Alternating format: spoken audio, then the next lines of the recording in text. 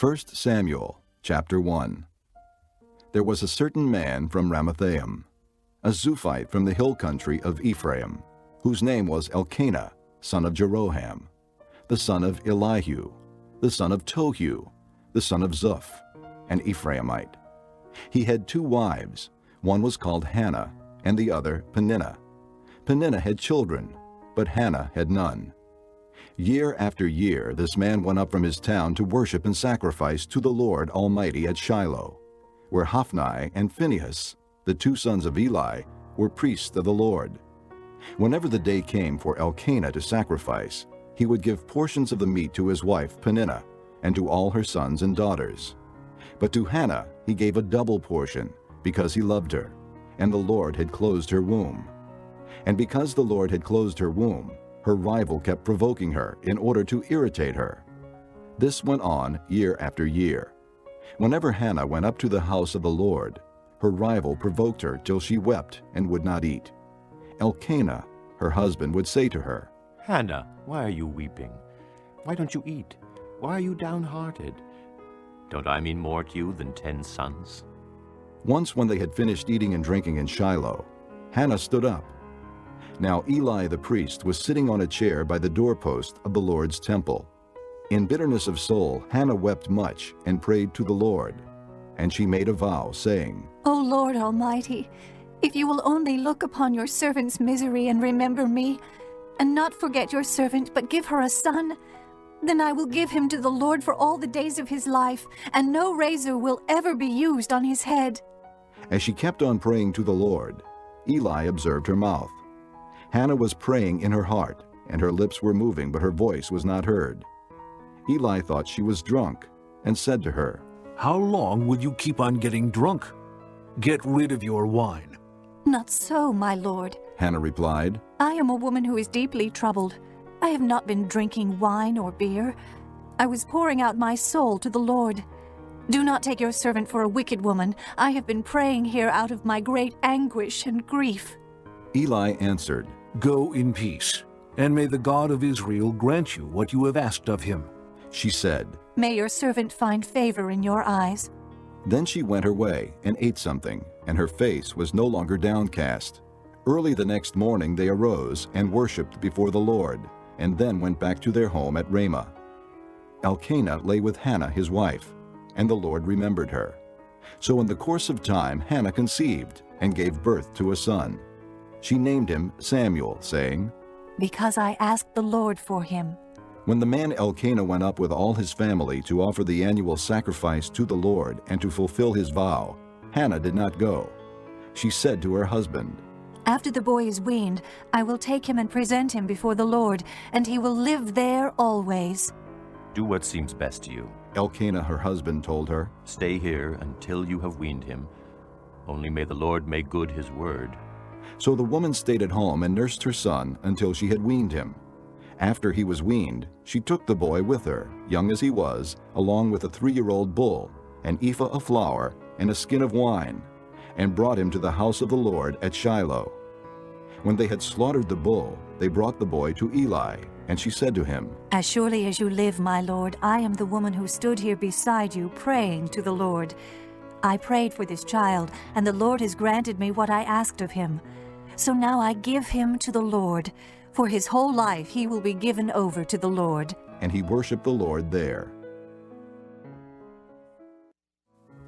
Chapter 2. Then Hannah prayed and said, My heart rejoices in the Lord. In the Lord my horn is lifted high. My mouth boasts over my enemies, for I delight in your deliverance. There is no one holy like the Lord. There is no one besides you. There is no rock like our God. Do not keep talking so proudly, or let your mouth speak such arrogance, for the Lord is a God who knows, and by him deeds are weighed. The bows of the warriors are broken, but those who stumbled are armed with strength. Those who were full hire themselves out for food, but those who were hungry hunger no more. She who was barren has borne 7 children, but she who has had many sons pines away. The Lord brings death and makes alive. He brings down to the grave and raises up. The Lord sends poverty and wealth. He humbles and he exalts. He raises the poor from the dust and lifts the needy from the ash heap. He seats them with princes and has them inherit a throne of honor. For the foundations of the earth are the Lord's. Upon them he has set the world. He will guard the feet of his saints, but the wicked will be silenced in darkness. It is not by strength that one prevails. Those who oppose the Lord will be shattered. He will thunder against them from heaven. The Lord will judge the ends of the earth. He will give strength to his king and exalt the horn of his anointed. Then Elkanah went home to Ramah, but the boy ministered before the Lord under Eli the priest. Eli's sons were wicked men. They had no regard for the Lord. Now it was the practice of the priests with the people that whenever anyone offered a sacrifice, and while the meat was being boiled, the servant of the priest would come with a three-pronged fork in his hand. He would plunge it into the pan or kettle or cauldron or pot, and the priest would take for himself whatever the fork brought up. This is how they treated all the Israelites who came to Shiloh. But even before the fat was burned, the servant of the priest would come and say to the man who was sacrificing, "Give the priest some meat to roast. He won't accept boiled meat from you, but only raw." If the man said to him, "Let the fat be burned up first, and then take whatever you want," the servant would then answer, "No, hand it over now. If you don't, I'll take it by force." This sin of the young men was very great in the Lord's sight, for they were treating the Lord's offering with contempt. But Samuel was ministering before the Lord, a boy wearing a linen ephod. Each year his mother made him a little robe and took it to him when she went up with her husband to offer the annual sacrifice. Eli would bless Elkanah and his wife, saying, May the Lord give you children by this woman to take the place of the one she prayed for and gave to the Lord. Then they would go home, and the Lord was gracious to Hannah. She conceived and gave birth to 3 sons and 2 daughters. Meanwhile, the boy Samuel grew up in the presence of the Lord. Now Eli, who was very old, heard about everything his sons were doing to all Israel, and how they slept with the women who served at the entrance to the tent of meeting. So he said to them, Why do you do such things? I hear from all the people about these wicked deeds of yours.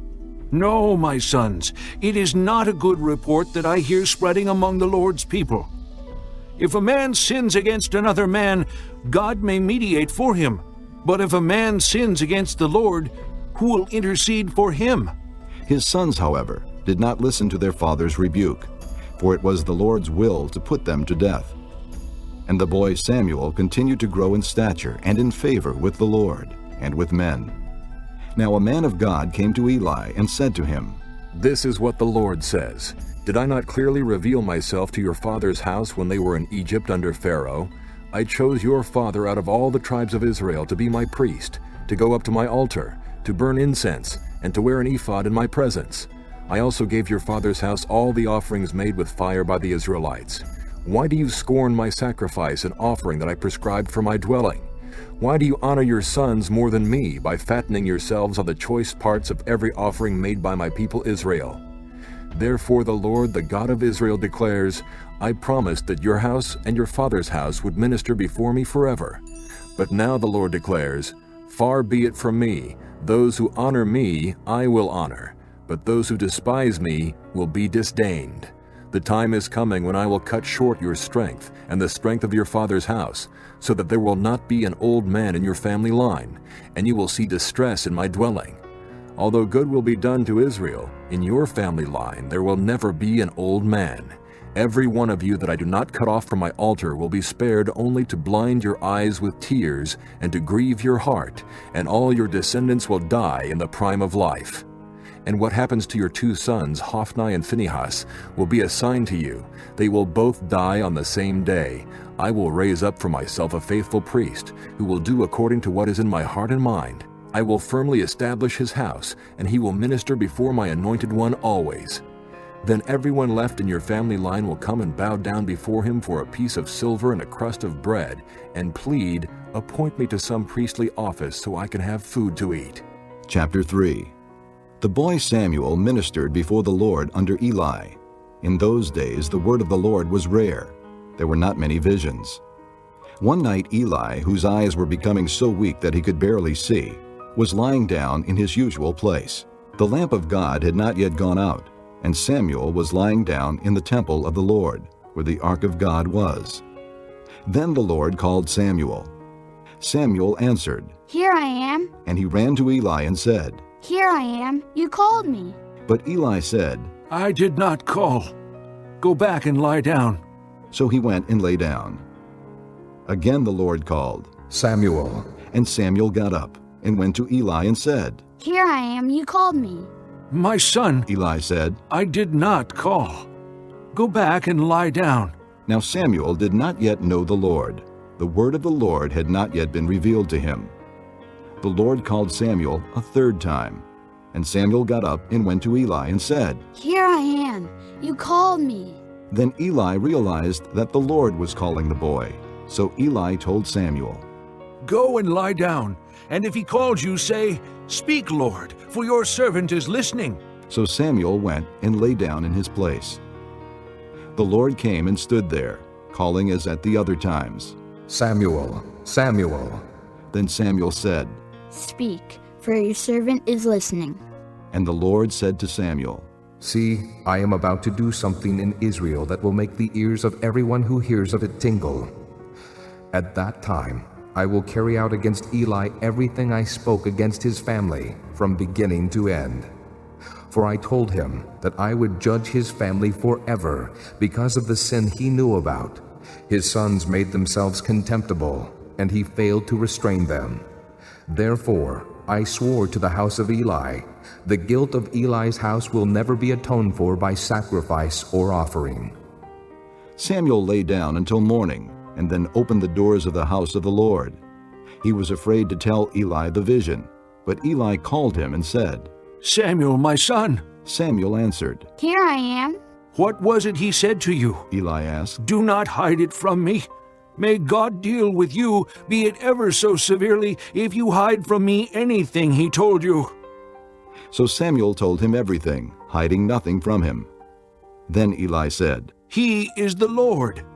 Let him do what is good in his eyes. The Lord was with Samuel as he grew up, and he let none of his words fall to the ground. And all Israel from Dan to Beersheba recognized that Samuel was attested as a prophet of the Lord. The Lord continued to appear at Shiloh, and there he revealed himself to Samuel through his word. Chapter 4. And Samuel's word came to all Israel. Now the Israelites went out to fight against the Philistines. The Israelites camped at Ebenezer, and the Philistines at Aphek. The Philistines deployed their forces to meet Israel, and as the battle spread, Israel was defeated by the Philistines, who killed about 4,000 of them on the battlefield. When the soldiers returned to camp, the elders of Israel asked, Why did the Lord bring defeat upon us today before the Philistines? Let us bring the ark of the Lord's covenant from Shiloh, so that it may go with us and save us from the hand of our enemies. So the people sent men to Shiloh, and they brought back the ark of the covenant of the Lord Almighty, who is enthroned between the cherubim. And Eli's two sons, Hophni and Phinehas, were there with the ark of the covenant of God. When the ark of the Lord's covenant came into the camp, all Israel raised such a great shout that the ground shook. Hearing the uproar, the Philistines asked, What's all this shouting in the Hebrew camp? When they learned that the ark of the Lord had come into the camp, the Philistines were afraid. A god has come into the camp, they said. We're in trouble. Nothing like this has happened before. Woe to us! Who will deliver us from the hand of these mighty gods? They are the gods who struck the Egyptians with all kinds of plagues in the desert. Be strong, Philistines. Be men, or you will be subject to the Hebrews as they have been to you. Be men and fight! So the Philistines fought, and the Israelites were defeated, and every man fled to his tent. The slaughter was very great. Israel lost 30,000 foot soldiers. The ark of God was captured, and Eli's two sons, Hophni and Phinehas, died. That same day, a Benjamite ran from the battle line and went to Shiloh, his clothes torn and dust on his head. When he arrived, there was Eli sitting on his chair by the side of the road, watching, because his heart feared for the ark of God. When the man entered the town and told what had happened, the whole town sent up a cry. Eli heard the outcry and asked, "What is the meaning of this uproar?" The man hurried over to Eli, who was 98 years old and whose eyes were set so that he could not see. He told Eli, "I've just come from the battle line. I fled from it this very day." Eli asked, "What happened, my son?" The man who brought the news replied, "Israel fled before the Philistines, and the army has suffered heavy losses. Also, your 2 sons, Hophni and Phinehas, are dead, and the ark of God has been captured." When he mentioned the ark of God, Eli fell backward off his chair by the side of the gate. His neck was broken and he died, for he was an old man and heavy. He had led Israel 40 years. His daughter-in-law, the wife of Phinehas, was pregnant and near the time of delivery. When she heard the news that the ark of God had been captured and that her father-in-law and her husband were dead, she went into labor and gave birth, but was overcome by her labor pains. As she was dying, the women attending her said, "Don't despair. You have given birth to a son." But she did not respond or pay any attention. She named the boy Ichabod, saying, "The glory has departed from Israel," because of the capture of the ark of God and the deaths of her father-in-law and her husband. She said, "The glory has departed from Israel, for the ark of God has been captured." Chapter 5. After the Philistines had captured the ark of God, they took it from Ebenezer to Ashdod. Then they carried the ark into Dagon's temple and set it beside Dagon. When the people of Ashdod rose early the next day, there was Dagon, fallen on his face on the ground before the ark of the Lord. They took Dagon and put him back in his place. But the following morning when they rose, there was Dagon, fallen on his face on the ground before the ark of the Lord. His head and hands had been broken off and were lying on the threshold. Only his body remained. That is why to this day neither the priest of Dagon nor any others who enter Dagon's temple at Ashdod step on the threshold. The Lord's hand was heavy upon the people of Ashdod and its vicinity. He brought devastation upon them and afflicted them with tumors. When the men of Ashdod saw what was happening, they said, "The ark of the God of Israel must not stay here with us, because his hand is heavy upon us, and upon Dagon our God." So they called together all the rulers of the Philistines and asked them, "What shall we do with the ark of the God of Israel?" They answered, "Have the ark of the God of Israel moved to Gath." So they moved the ark of the God of Israel. But after they had moved it, the Lord's hand was against that city, throwing it into a great panic. He afflicted the people of the city, both young and old, with an outbreak of tumors.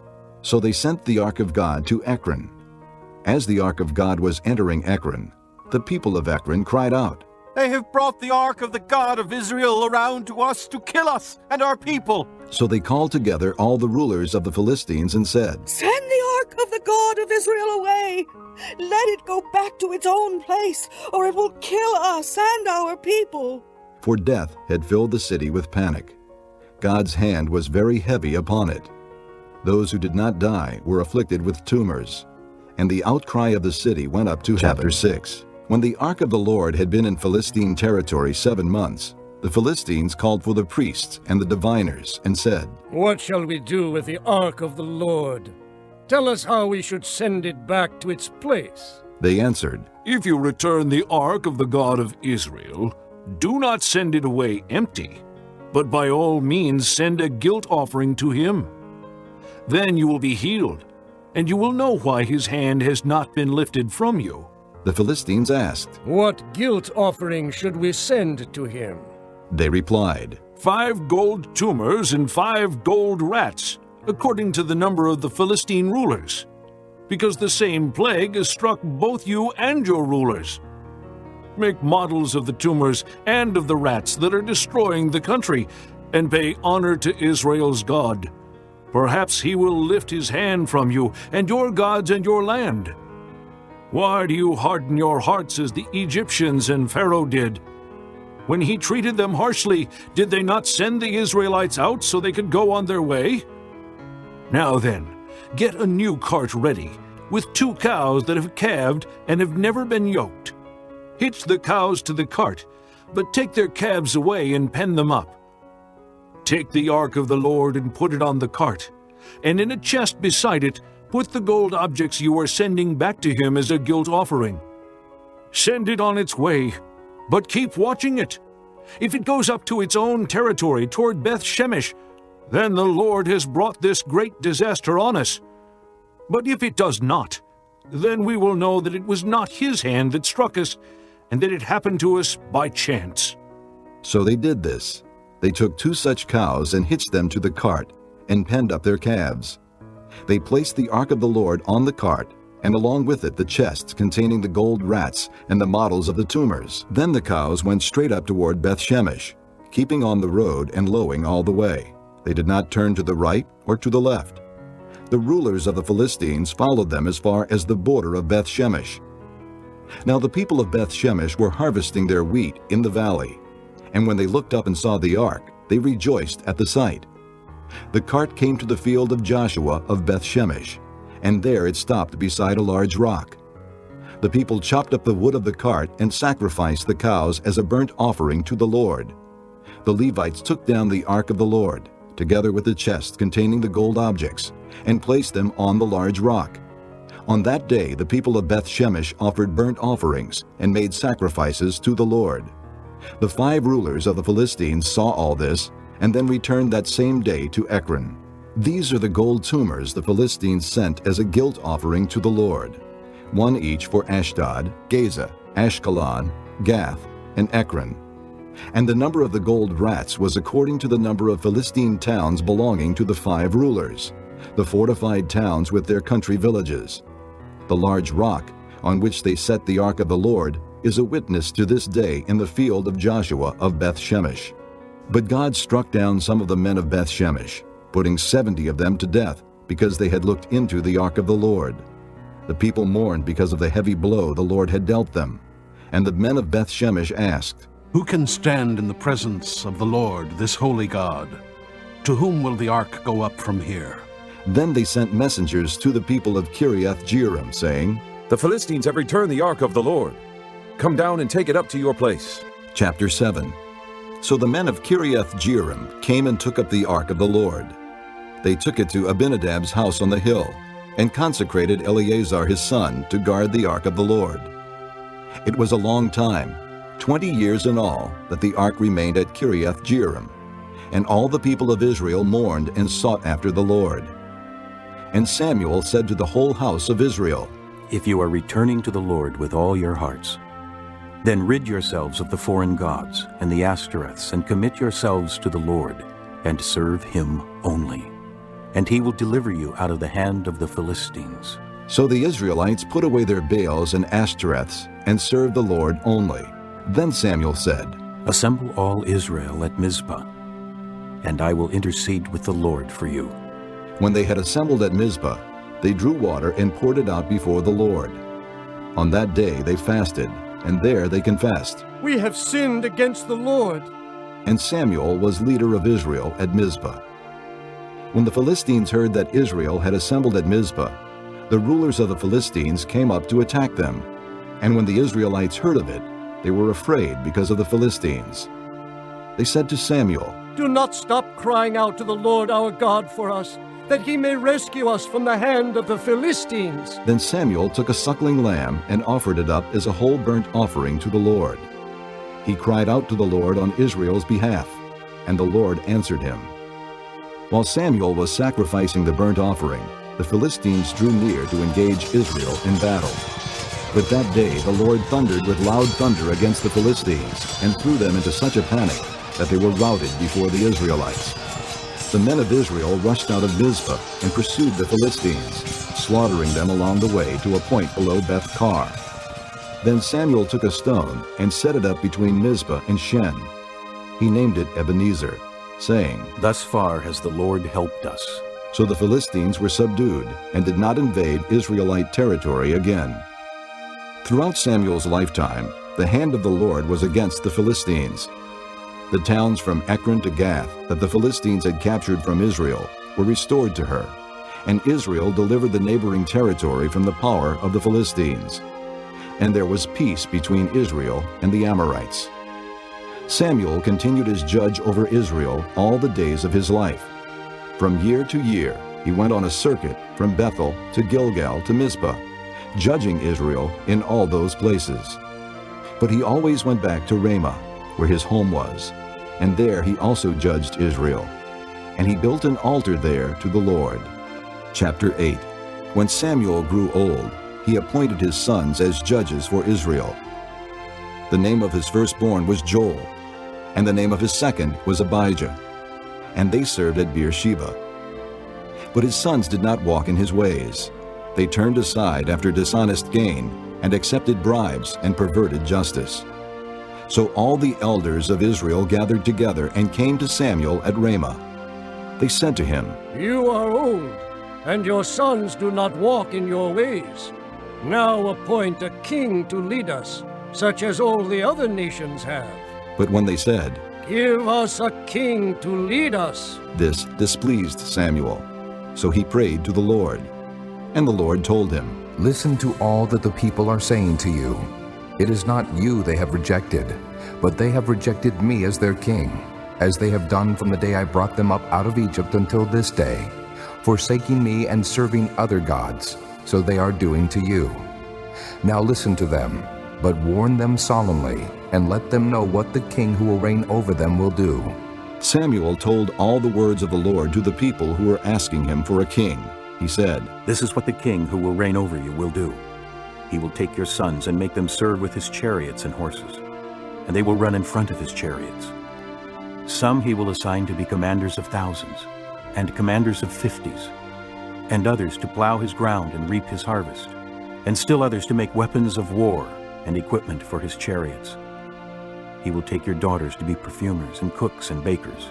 He will take the best of your fields and vineyards and olive groves and give them to his attendants. He will take 1/10 of your grain and of your vintage and give it to his officials and attendants. Your men servants and maidservants and the best of your cattle and donkeys he will take for his own use. He will take 1/10 of your flocks, and you yourselves will become his slaves. When that day comes, you will cry out for relief from the king you have chosen, and the Lord will not answer you in that day." But the people refused to listen to Samuel. "No," they said, "we want a king over us. Then we will be like all the other nations, with a king to lead us and to go out before us and fight our battles." When Samuel heard all that the people said, he repeated it before the Lord. The Lord answered, "Listen to them, and give them a king." Then Samuel said to the men of Israel, "Everyone go back to his town." Chapter 9. There was a Benjamite, a man of standing, whose name was Kish, son of Abiel, the son of Zeror, the son of Bechorath, the son of Aphiah of Benjamin. He had a son named Saul, an impressive young man without equal among the Israelites, a head taller than any of the others. Now the donkeys belonging to Saul's father Kish were lost, and Kish said to his son Saul, "Take one of the servants with you, and go and look for the donkeys." So he passed through the hill country of Ephraim, and through the area around Shalisha, but they did not find them. They went on into the district of Shaalim, but the donkeys were not there. Then he passed through the territory of Benjamin, but they did not find them.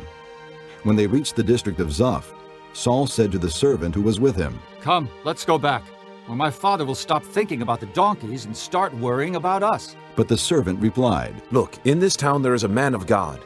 He is highly respected, and everything he says comes true. Let's go there now. Perhaps he will tell us what way to take." Saul said to his servant, "If we go, what can we give the man? The food in our sacks is gone. We have no gift to take to the man of God. What do we have?" The servant answered him again. "Look," he said, "I have 1/4 of a shekel of silver. I will give it to the man of God, so that he will tell us what way to take." Formerly in Israel, if a man went to inquire of God, he would say, "Come, let us go to the seer," because the prophet of today used to be called a seer. "Good," Saul said to his servant. "Come, let's go." So they set out for the town where the man of God was. As they were going up the hill to the town, they met some girls coming out to draw water, and they asked them, "Is the seer here?" "He is," they answered. "He's ahead of you. Hurry now, he has just come to our town today, for the people have a sacrifice at the high place. As soon as you enter the town, you will find him before he goes up to the high place to eat. The people will not begin eating until he comes, because he must bless the sacrifice. Afterward, those who are invited will eat. Go up now. You should find him about this time." They went up to the town, and as they were entering it, there was Samuel, coming toward them on his way up to the high place. Now the day before Saul came, the Lord had revealed this to Samuel. "About this time tomorrow, I will send you a man from the land of Benjamin. Anoint him leader over my people Israel. He will deliver my people from the hand of the Philistines. I have looked upon my people, for their cry has reached me." When Samuel caught sight of Saul, the Lord said to him, "This is the man I spoke to you about. He will govern my people." Saul approached Samuel in the gateway and asked, "Would you please tell me where the seer's house is?" "I am the seer," Samuel replied. "Go up ahead of me to the high place, for today you are to eat with me, and in the morning I will let you go and will tell you all that is in your heart. As for the donkeys you lost 3 days ago, do not worry about them. They have been found. And to whom is all the desire of Israel turned? If not to you and all your father's family?" Saul answered, "But am I not a Benjamite from the smallest tribe of Israel? And is not my clan the least of all the clans of the tribe of Benjamin? Why do you say such a thing to me?" Then Samuel brought Saul and his servant into the hall and seated them at the head of those who were invited, about 30 in number. Samuel said to the cook, "Bring the piece of meat I gave you, the one I told you to lay aside." So the cook took up the leg with what was on it and set it in front of Saul. Samuel said, "Here is what has been kept for you. Eat, because it was set aside for you for this occasion, from the time I said, 'I have invited guests.'" And Saul dined with Samuel that day. After they came down from the high place to the town, Samuel talked with Saul on the roof of his house. They rose about daybreak, and Samuel called to Saul on the roof, "Get ready, and I will send you on your way." When Saul got ready, he and Samuel went outside together. As they were going down to the edge of the town, Samuel said to Saul, "Tell the servant to go on ahead of us." And the servant did so. "But you stay here a while, so that I may give you a message from God." Chapter 10. Then Samuel took a flask of oil and poured it on Saul's head and kissed him, saying, "Has not the Lord anointed you leader over his inheritance? When you leave me today, you will meet 2 men near Rachel's tomb at Zelzah, on the border of Benjamin. They will say to you, 'The donkeys you set out to look for have been found, and now your father has stopped thinking about them and is worried about you. He is asking, "What shall I do about my son?" Then you will go on from there until you reach the great tree of Tabor. 3 men going up to God at Bethel will meet you there. One will be carrying 3 young goats, another 3 loaves of bread, and another a skin of wine. They will greet you and offer you 2 loaves of bread, which you will accept from them. After that you will go to Gibeah of God, where there is a Philistine outpost. As you approach the town, you will meet a procession of prophets coming down from the high place, with lyres, tambourines, flutes, and harps being played before them. And they will be prophesying. The Spirit of the Lord will come upon you in power, and you will prophesy with them, and you will be changed into a different person. Once these signs are fulfilled, do whatever your hand finds to do, for God is with you. Go down ahead of me to Gilgal. I will surely come down to you to sacrifice burnt offerings and fellowship offerings. But you must wait 7 days until I come to you and tell you what you are to do." As Saul turned to leave Samuel, God changed Saul's heart, and all these signs were fulfilled that day. When they arrived at Gibeah, a procession of prophets met him. The Spirit of God came upon him in power, and he joined in their prophesying. When all those who had formerly known him saw him prophesying with the prophets, they asked each other, "What is this that has happened to the son of Kish? Is Saul also among the prophets?" A man who lived there answered, "And who is their father?" So it became a saying, "Is Saul also among the prophets?" After Saul stopped prophesying, he went to the high place. Now Saul's uncle asked him and his servant, "Where have you been?" "Looking for the donkeys," he said. "But when we saw they were not to be found, we went to Samuel." Saul's uncle said, "Tell me what Samuel said to you." Saul replied, "He assured us that the donkeys had been found." But he did not tell his uncle what Samuel had said about the kingship. Samuel summoned the people of Israel to the Lord at Mizpah and said to them, "This is what the Lord, The God of Israel says, I brought Israel up out of Egypt, and I delivered you from the power of Egypt and all the kingdoms that oppressed you. But you have now rejected your God, who saves you out of all your calamities and distresses. And you have said, No, set a king over us. So now present yourselves before the Lord by your tribes and clans. When Samuel brought all the tribes of Israel near, the tribe of Benjamin was chosen. Then he brought forward the tribe of Benjamin, clan by clan, and Matri's clan was chosen. Finally, Saul, son of Kish, was chosen. But when they looked for him, he was not to be found. So they inquired further of the Lord. Has the man come here yet? And the Lord said, Yes, he has hidden himself among the baggage. They ran and brought him out. And as he stood among the people, he was a head taller than any of the others. Samuel said to all the people, Do you see the man the Lord has chosen? There is no one like him among all the people. Then the people shouted, Long live the king! Samuel explained to the people the regulations of the kingship. He wrote them down on a scroll and deposited it before the Lord. Then Samuel dismissed the people, each to his own home. Saul also went to his home in Gibeah, accompanied by valiant men whose hearts God had touched. But some troublemakers said, How can this fellow save us? They despised him and brought him no gifts. But Saul kept silent. Chapter 11. Nahash the Ammonite went up and besieged Jabesh-Gilead. And all the men of Jabesh said to him, Make a treaty with us, and we will be subject to you. But Nahash the Ammonite replied, I will make a treaty with you only on the condition that I gouge out the right eye of every one of you, and so bring disgrace on all Israel. The elders of Jabesh said to him, Give us 7 days so we can send messengers throughout Israel. If no one comes to rescue us, we will surrender to you. When the messengers came to Gibeah of Saul and reported these terms to the people, they all wept aloud. Just then Saul was returning from the fields behind his oxen, and he asked, What is wrong with the people? Why are they weeping? Then they repeated to him what the men of Jabesh had said. When Saul heard their words, the Spirit of God came upon him in power, and he burned with anger. He took a pair of oxen, cut them into pieces, and sent the pieces by messengers throughout Israel, proclaiming, This is what will be done to the oxen of anyone who does not follow Saul and Samuel. Then the terror of the Lord fell on the people, and they turned out as one man. When Saul mustered them at Bezek, the men of Israel numbered 300,000, and the men of Judah 30,000. They told the messengers who had come, Say to the men of Jabesh-Gilead, By the time the sun is hot tomorrow, you will be delivered.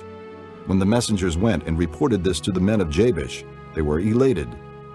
They said to the Ammonites, Tomorrow we will surrender to you, and you can do to us whatever seems good to you. The next day, Saul separated his men into 3 divisions. During the last watch of the night, they broke into the camp of the Ammonites and slaughtered them until the heat of the day. Those who survived were scattered, so that no 2 of them were left together. The people then said to Samuel, Who was it that asked, Shall Saul reign over us? Bring these men to us, and we will put them to death. But Saul said, No one shall be put to death today, for this day the Lord has rescued Israel.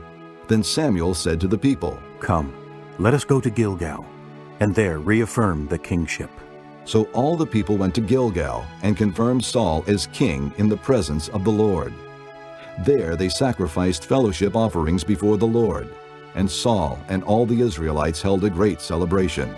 Chapter 12. Samuel said to all Israel, I have listened to everything you said to me, and have set a king over you. Now you have a king as your leader. As for me, I am old and gray, and my sons are here with you. I have been your leader from my youth until this day. Here I stand. Testify against me in the presence of the Lord and his anointed. Whose ox have I taken? Whose donkey have I taken? Whom have I cheated? Whom have I oppressed? From whose hand have I accepted a bribe to make me shut my eyes? If I have done any of these, I will make it right. You have not cheated or oppressed us, they replied. You have not taken anything from anyone's hand. Samuel said to them, The Lord is witness against you, and also his anointed is witness this day, that you have not found anything in my hand. He is witness, they said.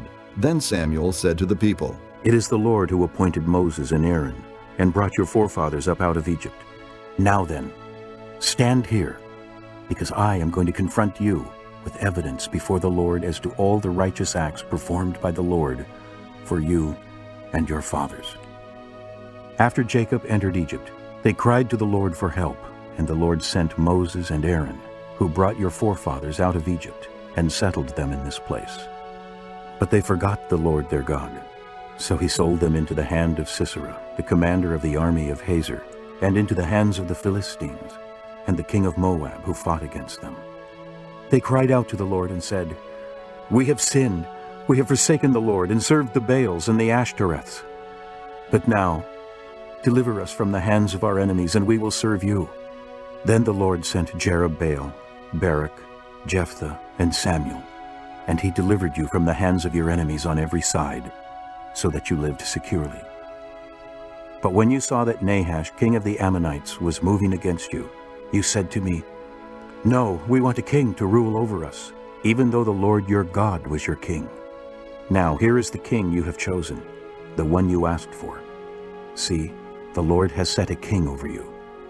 If you fear the Lord and serve and obey him, and do not rebel against his commands, and if both you and the king who reigns over you follow the Lord your God, good. But if you do not obey the Lord, and if you rebel against his commands, his hand will be against you, as it was against your fathers. Now then, stand still and see this great thing the Lord is about to do before your eyes. Is it not wheat harvest now? I will call upon the Lord to send thunder and rain, and you will realize what an evil thing you did in the eyes of the Lord when you asked for a king. Then Samuel called upon the Lord, and that same day the Lord sent thunder and rain. So all the people stood in awe of the Lord and of Samuel. The people all said to Samuel, Pray to the Lord your God for your servants, so that we will not die. For we have added to all our other sins the evil of asking for a king. Do not be afraid, Samuel replied. You have done all this evil, yet do not turn away from the Lord, but serve the Lord with all your heart. Do not turn away after useless idols. They can do you no good, nor can they rescue you, because they are useless.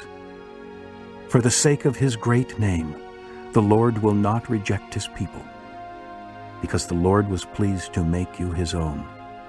As for me, far be it from me that I should sin against the Lord by failing to pray for you. And I will teach you the way that is good and right. But be sure to fear the Lord, and to serve him faithfully with all your heart. Consider what great things he has done for you.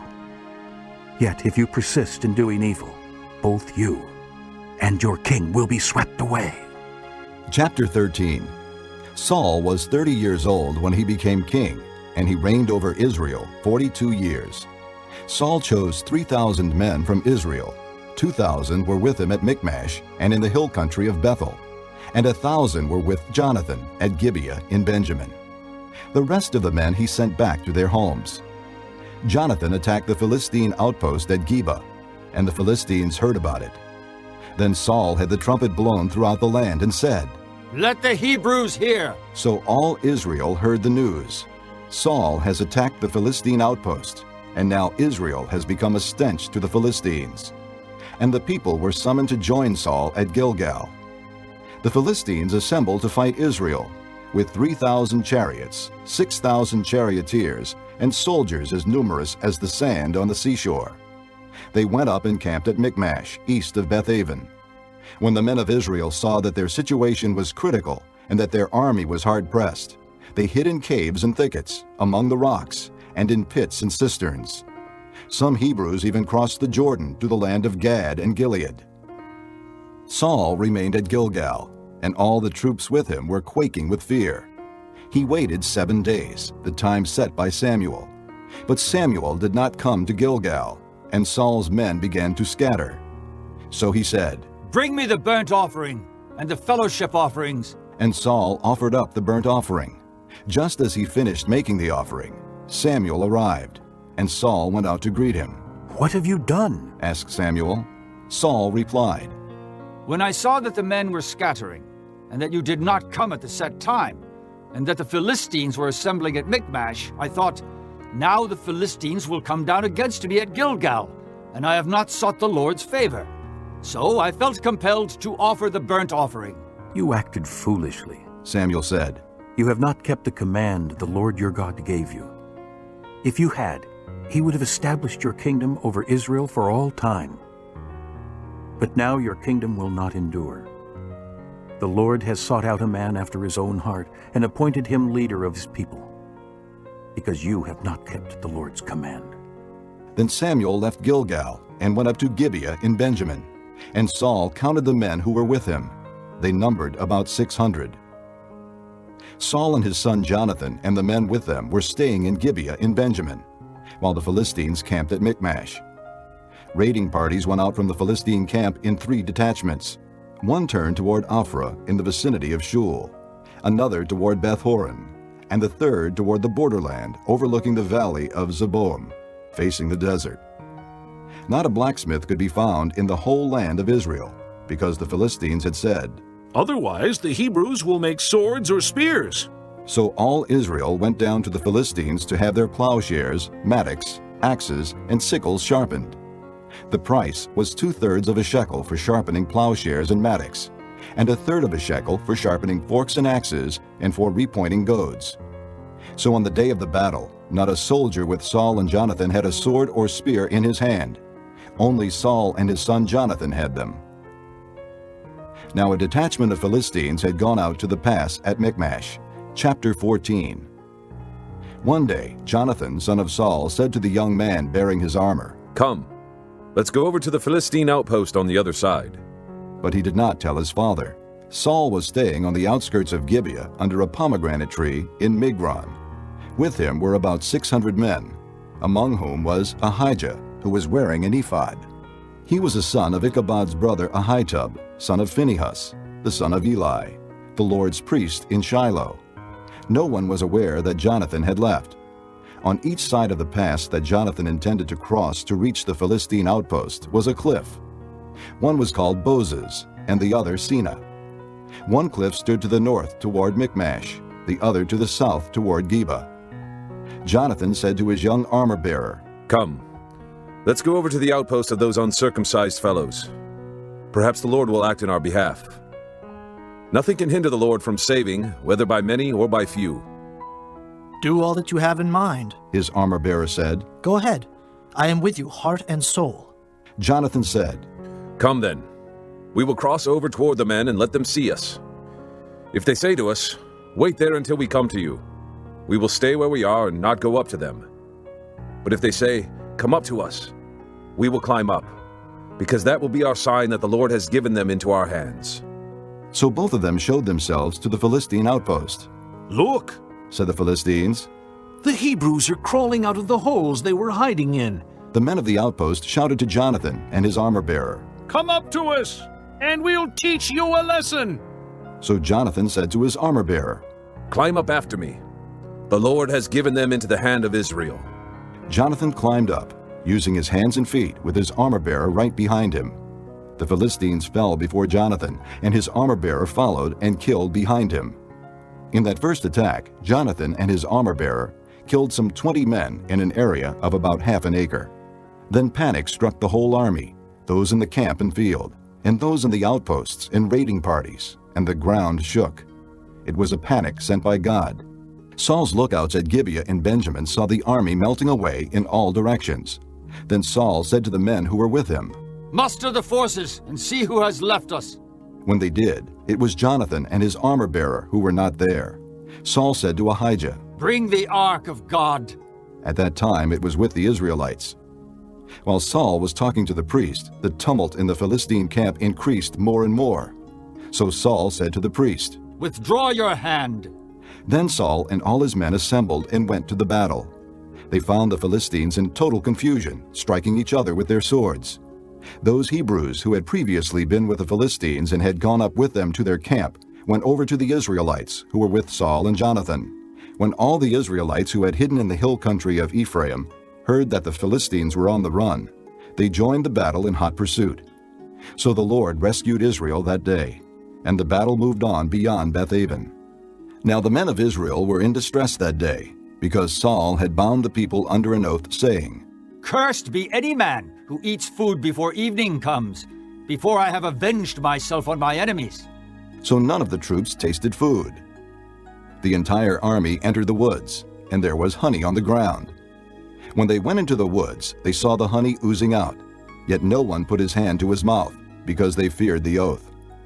But Jonathan had not heard that his father had bound the people with the oath. So he reached out the end of the staff that was in his hand and dipped it into the honeycomb. He raised his hand to his mouth, and his eyes brightened. Then one of the soldiers told him, Your father bound the army under a strict oath, saying, Cursed be any man who eats food today. That is why the men are faint. Jonathan said, My father has made trouble for the country. See how my eyes brightened when I tasted a little of this honey. How much better it would have been if the men had eaten today some of the plunder they took from their enemies. Would not the slaughter of the Philistines have been even greater? That day, after the Israelites had struck down the Philistines from Michmash to Ajalon, they were exhausted. They pounced on the plunder, and taking sheep, cattle, and calves, they butchered them on the ground and ate them, together with the blood. Then someone said to Saul, Look, the men are sinning against the Lord by eating meat that has blood in it. You have broken faith, he said. Roll a large stone over here at once. Then he said, Go out among the men and tell them, Each of you bring me your cattle and sheep, and slaughter them here and eat them. Do not sin against the Lord by eating meat with blood still in it. So everyone brought his ox that night and slaughtered it there. Then Saul built an altar to the Lord. It was the first time he had done this. Saul said, Let us go down after the Philistines by night and plunder them till dawn, and let us not leave one of them alive. Do whatever seems best to you. They replied, but the priest said, Let us inquire of God here. So Saul asked God, Shall I go down after the Philistines? Will you give them into Israel's hand? But God did not answer him that day. Saul therefore said, Come here, all you who are leaders of the army, and let us find out what sin has been committed today. As surely as the Lord who rescues Israel lives, even if it lies with my son Jonathan, he must die. But not one of the men said a word. Saul then said to all the Israelites, You stand over there. I and Jonathan my son will stand over here. Do what seems best to you. The men replied. Then Saul prayed to the Lord, the God of Israel. Give me the right answer. And Jonathan and Saul were taken by lot, and the men were cleared. Saul said, Cast the lot between me and Jonathan my son. And Jonathan was taken. Then Saul said to Jonathan, Tell me what you have done. So Jonathan told him, I merely tasted a little honey with the end of my staff, and now must I die? Saul said, May God deal with me, be it ever so severely, if you do not die, Jonathan. But the men said to Saul, Should Jonathan die, he who has brought about this great deliverance in Israel? Never. As surely as the Lord lives, not a hair of his head will fall to the ground, for he did this today with God's help. So the men rescued Jonathan, and he was not put to death.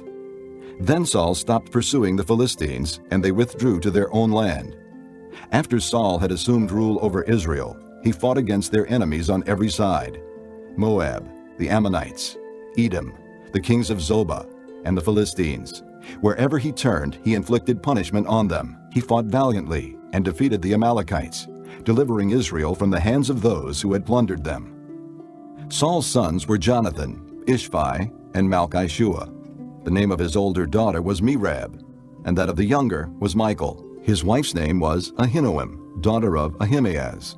The name of the commander of Saul's army was Abner, son of Ner, and Ner was Saul's uncle. Saul's father Kish and Abner's father Ner were sons of Abiel. All the days of Saul there was bitter war with the Philistines, and whenever Saul saw a mighty or brave man, he took him into his service. Chapter 15. Samuel said to Saul, I am the one the Lord sent to anoint you king over his people Israel. So listen now to the message from the Lord. This is what the Lord Almighty says. I will punish the Amalekites for what they did to Israel when they waylaid them as they came up from Egypt. Now go, attack the Amalekites and totally destroy everything that belongs to them. Do not spare them. Put to death men and women, children and infants, cattle and sheep, camels and donkeys. So Saul summoned the men and mustered them at Telaim, 200,000 foot soldiers and 10,000 men from Judah. Saul went to the city of Amalek and set an ambush in the ravine. Then he said to the Kenites, Go away, leave the Amalekites, so that I do not destroy you along with them. For you showed kindness to all the Israelites when they came up out of Egypt. So the Kenites moved away from the Amalekites. Then Saul attacked the Amalekites all the way from Havilah to Shur, to the east of Egypt. He took Agag, king of the Amalekites, alive, and all his people he totally destroyed with the sword. But Saul and the army spared Agag and the best of the sheep and cattle, the fat calves and lambs, everything that was good. These they were unwilling to destroy completely, but everything that was despised and weak they totally destroyed. Then the word of the Lord came to Samuel. I am grieved that I have made Saul king, because he has turned away from me and has not carried out my instructions. Samuel was troubled, and he cried out to the Lord all that night. Early in the morning Samuel got up and went to meet Saul, but he was told, Saul has gone to Carmel. There he has set up a monument in his own honor, and has turned and gone on down to Gilgal. When Samuel reached him, Saul said, The Lord bless you. I have carried out the Lord's instructions. But Samuel said, What then is this bleating of sheep in my ears? What is this lowing of cattle that I hear? Saul answered, The soldiers brought them from the Amalekites. They spared the best of the sheep and cattle to sacrifice to the Lord your God, but we totally destroyed the rest. Stop, Samuel said to Saul. Let me tell you what the Lord said to me last night. Tell me. Saul replied. Samuel said, Although you were once small in your own eyes, did you not become the head of the tribes of Israel? The Lord anointed you king over Israel, and he sent you on a mission, saying, Go and completely destroy those wicked people, the Amalekites. Make war on them until you have wiped them out. Why did you not obey the Lord? Why did you pounce on the plunder and do evil in the eyes of the Lord?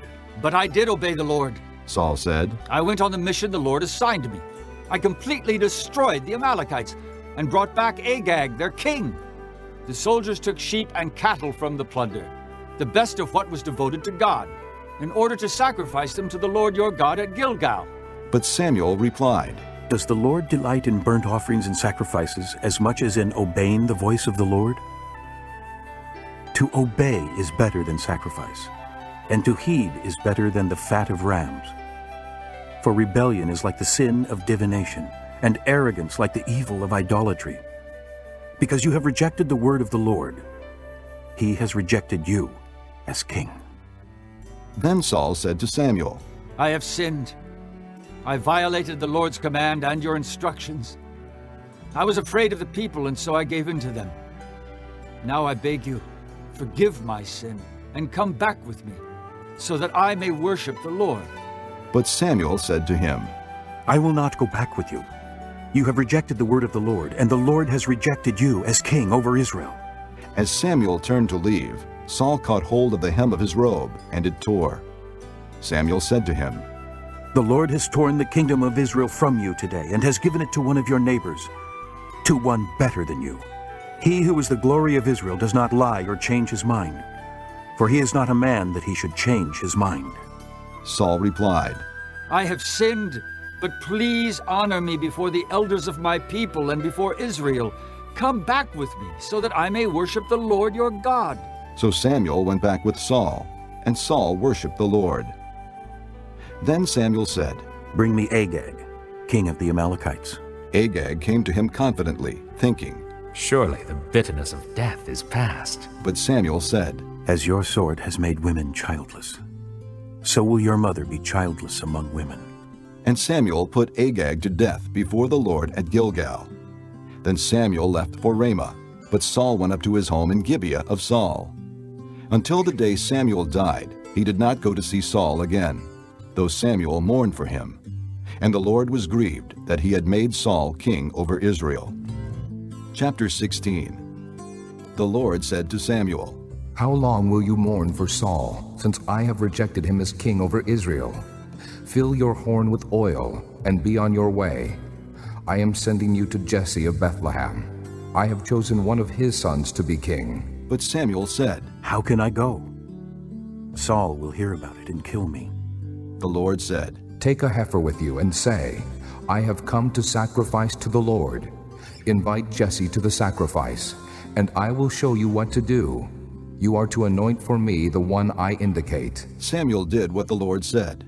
When he arrived at Bethlehem, the elders of the town trembled when they met him. They asked, Do you come in peace? Samuel replied, Yes, in peace. I have come to sacrifice to the Lord. Consecrate yourselves, and come to the sacrifice with me. Then he consecrated Jesse and his sons, and invited them to the sacrifice. When they arrived, Samuel saw Eliab, and thought, Surely the Lord's anointed stands here before the Lord. But the Lord said to Samuel, Do not consider his appearance or his height, for I have rejected him. The Lord does not look at the things man looks at. Man looks at the outward appearance, but the Lord looks at the heart. Then Jesse called Abinadab and had him pass in front of Samuel. But Samuel said, The Lord has not chosen this one either. Jesse then had Shammah pass by. But Samuel said, Nor has the Lord chosen this one. Jesse had 7 of his sons pass before Samuel. But Samuel said to him, The Lord has not chosen these. So he asked Jesse, Are these all the sons you have? There is still the youngest, Jesse answered, but he is tending the sheep. Samuel said, Send for him. We will not sit down until he arrives. So he sent and had him brought in. He was ruddy, with a fine appearance and handsome features. Then the Lord said, Rise and anoint him. He is the one. So Samuel took the horn of oil and anointed him in the presence of his brothers. And from that day on, the Spirit of the Lord came upon David in power. Samuel then went to Ramah. Now the Spirit of the Lord had departed from Saul, and an evil spirit from the Lord tormented him. Saul's attendants said to him, See, an evil spirit from God is tormenting you. Let our Lord command his servants here to search for someone who can play the harp. He will play when the evil spirit from God comes upon you, and you will feel better. So Saul said to his attendants, Find someone who plays well and bring him to me. One of the servants answered, I have seen a son of Jesse of Bethlehem who knows how to play the harp. He is a brave man and a warrior. He speaks well and is a fine-looking man, and the Lord is with him. Then Saul sent messengers to Jesse and said, Send me your son David, who is with the sheep. So Jesse took a donkey loaded with bread, a skin of wine, and a young goat, and sent them with his son David to Saul. David came to Saul and entered his service. Saul liked him very much, and David became one of his armor-bearers. Then Saul sent word to Jesse, saying, Allow David to remain in my service, for I am pleased with him. Whenever the Spirit from God came upon Saul, David would take his harp and play. Then relief would come to Saul. He would feel better, and the evil spirit would leave him. Chapter 17. Now the Philistines gathered their forces for war and assembled at Soko in Judah. They pitched camp at Ephes-dammim, between Soko and Azekah. Saul and the Israelites assembled and camped in the valley of Elah, and drew up their battle line to meet the Philistines.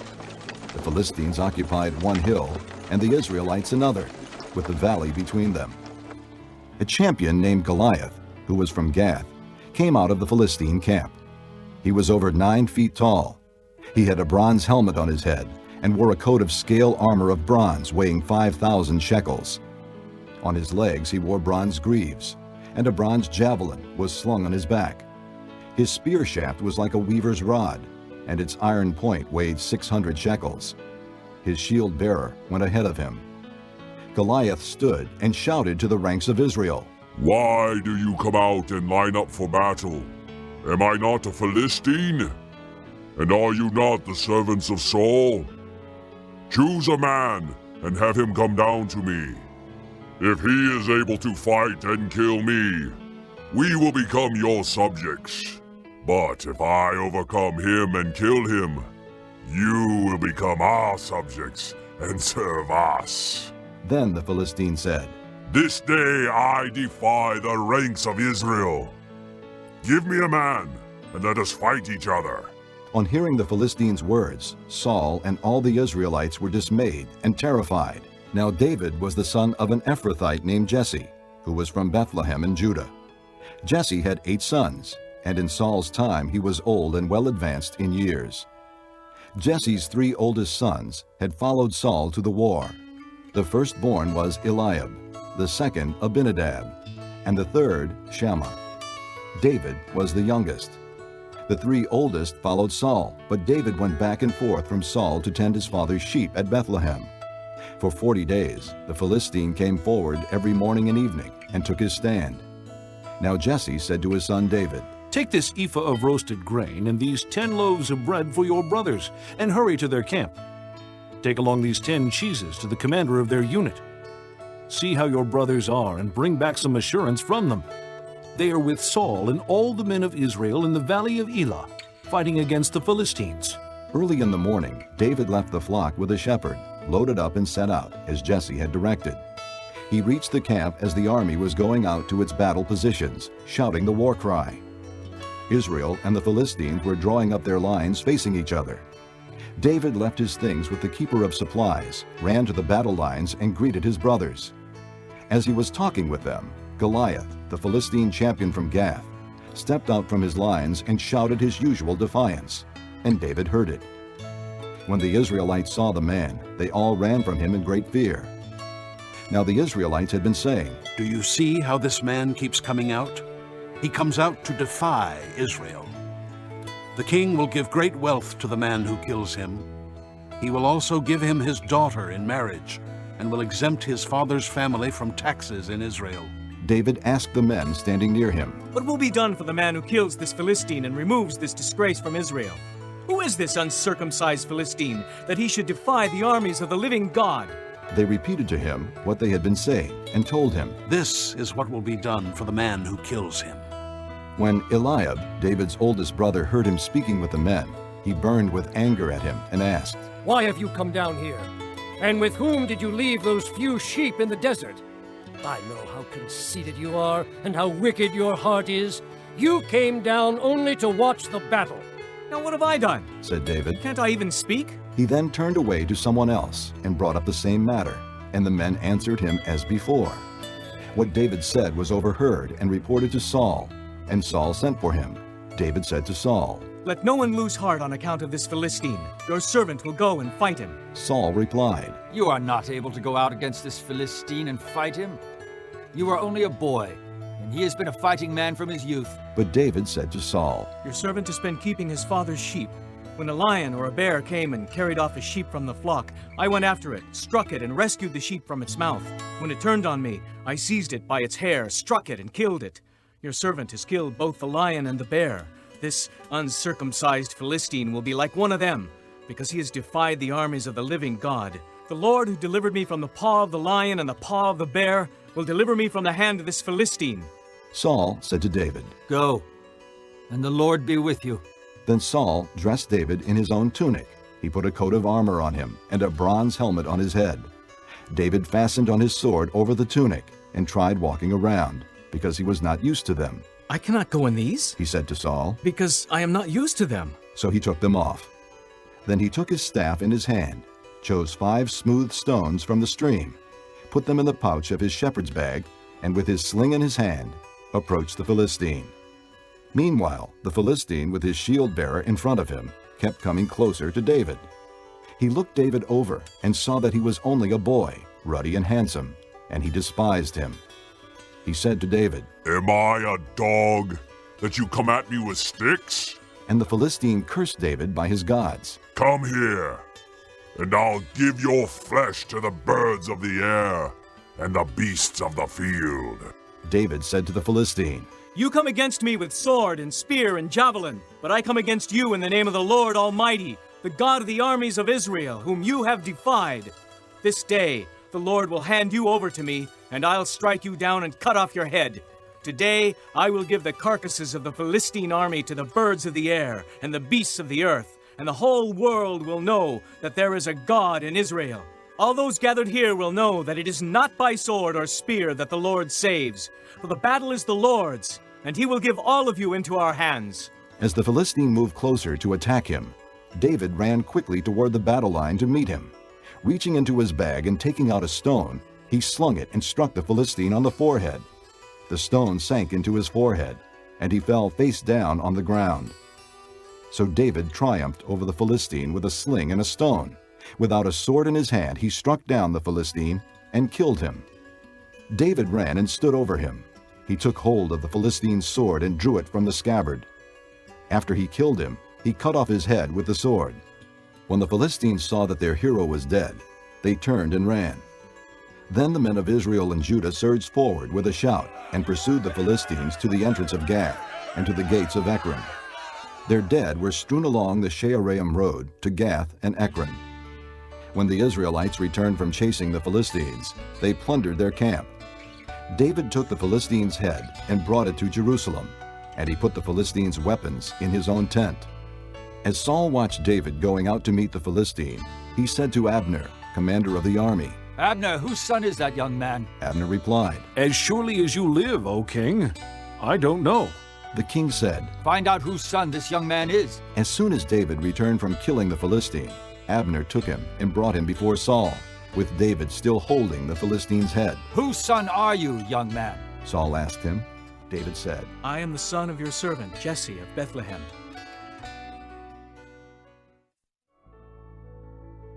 Chapter 18. After David had finished talking with Saul, Jonathan became one in spirit with David, and he loved him as himself. From that day Saul kept David with him and did not let him return to his father's house. And Jonathan made a covenant with David because he loved him as himself. Jonathan took off the robe he was wearing and gave it to David, along with his tunic and even his sword, his bow and his belt. Whatever Saul sent him to do, David did it so successfully that Saul gave him a high rank in the army. This pleased all the people, and Saul's officers as well. When the men were returning home after David had killed the Philistine, the women came out from all the towns of Israel to meet King Saul with singing and dancing, with joyful songs, and with tambourines and lutes. As they danced, they sang, "Saul has slain his thousands and David his tens of thousands." Saul was very angry. This refrain galled him. "They have credited David with tens of thousands," he thought, "but me with only thousands. What more can he get but the kingdom?" And from that time on, Saul kept a jealous eye on David. The next day, an evil spirit from God came forcefully upon Saul. He was prophesying in his house, while David was playing the harp, as he usually did. Saul had a spear in his hand, and he hurled it, saying to himself, "I'll pin David to the wall." But David eluded him twice. Saul was afraid of David, because the Lord was with David but had left Saul. So he sent David away from him and gave him command over 1,000 men, and David led the troops in their campaigns. In everything he did, he had great success, because the Lord was with him. When Saul saw how successful he was afraid of him. But all Israel and Judah loved David, because he led them in their campaigns. Saul said to David, "Here is my older daughter Merab. I will give her to you in marriage. Only serve me bravely and fight the battles of the Lord." For Saul said to himself, "I will not raise a hand against him. Let the Philistines do that." But David said to Saul, "Who am I, and what is my family or my father's clan in Israel, that I should become the king's son-in-law?" So when the time came for Merab, Saul's daughter, to be given to David, she was given in marriage to Adriel of Mahalath. Now Saul's daughter Michal was in love with David, and when they told Saul about it, he was pleased. "I will give her to him," he thought, "so that she may be a snare to him, and so that the hand of the Philistines may be against him." So Saul said to David, "Now you have a second opportunity to become my son-in-law." Then Saul ordered his attendants, "Speak to David privately and say, 'Look, the king is pleased with you, and his attendants all like you. Now become his son-in-law.'" They repeated these words to David, but David said, "Do you think it is a small matter to become the king's son-in-law? I'm only a poor man and little known." When Saul's servants told him what David had said, Saul replied, "Say to David, the king wants no other price for the bride than 100 Philistine foreskins, to take revenge on his enemies. Saul's plan was to have David fall by the hands of the Philistines. When the attendants told David these things, he was pleased to become the king's son-in-law. So before the allotted time elapsed, David and his men went out and killed 200 Philistines. He brought their foreskins and presented the full number to the king so that he might become the king's son-in-law. Then Saul gave him his daughter Michal in marriage. When Saul realized that the Lord was with David and that his daughter Michal loved David, Saul became still more afraid of him, and he remained his enemy the rest of his days. The Philistine commanders continued to go out to battle, and as often as they did, David met with more success than the rest of Saul's officers, and his name became well known. Chapter 19. Saul told his son Jonathan and all the attendants to kill David. But Jonathan was very fond of David and warned him, "My father Saul is looking for a chance to kill you. Be on your guard tomorrow morning. Go into hiding and stay there. I will go out and stand with my father in the field where you are. I'll speak to him about you and will tell you what I find out." Jonathan spoke well of David to Saul, his father, and said to him, "Let not the king do wrong to his servant David. He has not wronged you, and what he has done has benefited you greatly. He took his life in his hands when he killed the Philistine. The Lord won a great victory for all Israel, and you saw it and were glad. Why then would you do wrong to an innocent man like David by killing him for no reason?"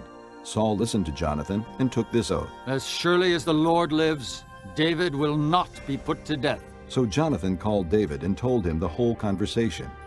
He brought him to Saul, and David was with Saul as before. Once more war broke out, and David went out and fought the Philistines. He struck them with such force that they fled before him. But an evil spirit from the Lord came upon Saul as he was sitting in his house with his spear in his hand. While David was playing the harp, Saul tried to pin him to the wall with his spear, but David eluded him as Saul drove the spear into the wall.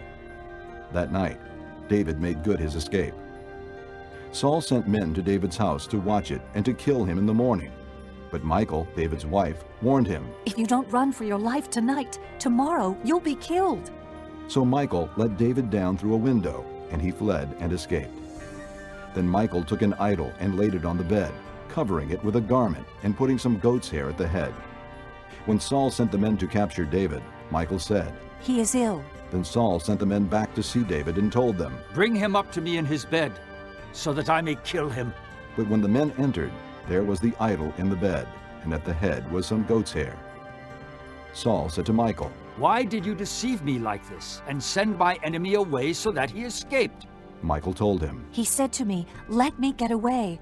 Why should I kill you?'" When David had fled and made his escape, he went to Samuel at Ramah and told him all that Saul had done to him. Then he and Samuel went to Naioth and stayed there. Word came to Saul, "David is in Naioth at Ramah." So he sent men to capture him. But when they saw a group of prophets prophesying, with Samuel standing there as their leader, the Spirit of God came upon Saul's men, and they also prophesied. Saul was told about it, and he sent more men, and they prophesied too. Saul sent men a third time, and they also prophesied. Finally, he himself left for Ramah and went to the great cistern at Seku, and he asked, "Where are Samuel and David?" "Over in Naioth at Ramah," they said. So Saul went to Naioth at Ramah, but the Spirit of God came even upon him, and he walked along prophesying until he came to Naioth. He stripped off his robes and also prophesied in Samuel's presence. He lay that way all that day and night. This is why people say, "Is Saul also among the prophets?" Chapter 20. Then David fled from Naioth at Ramah and went to Jonathan and asked, "What have I done? What is my crime?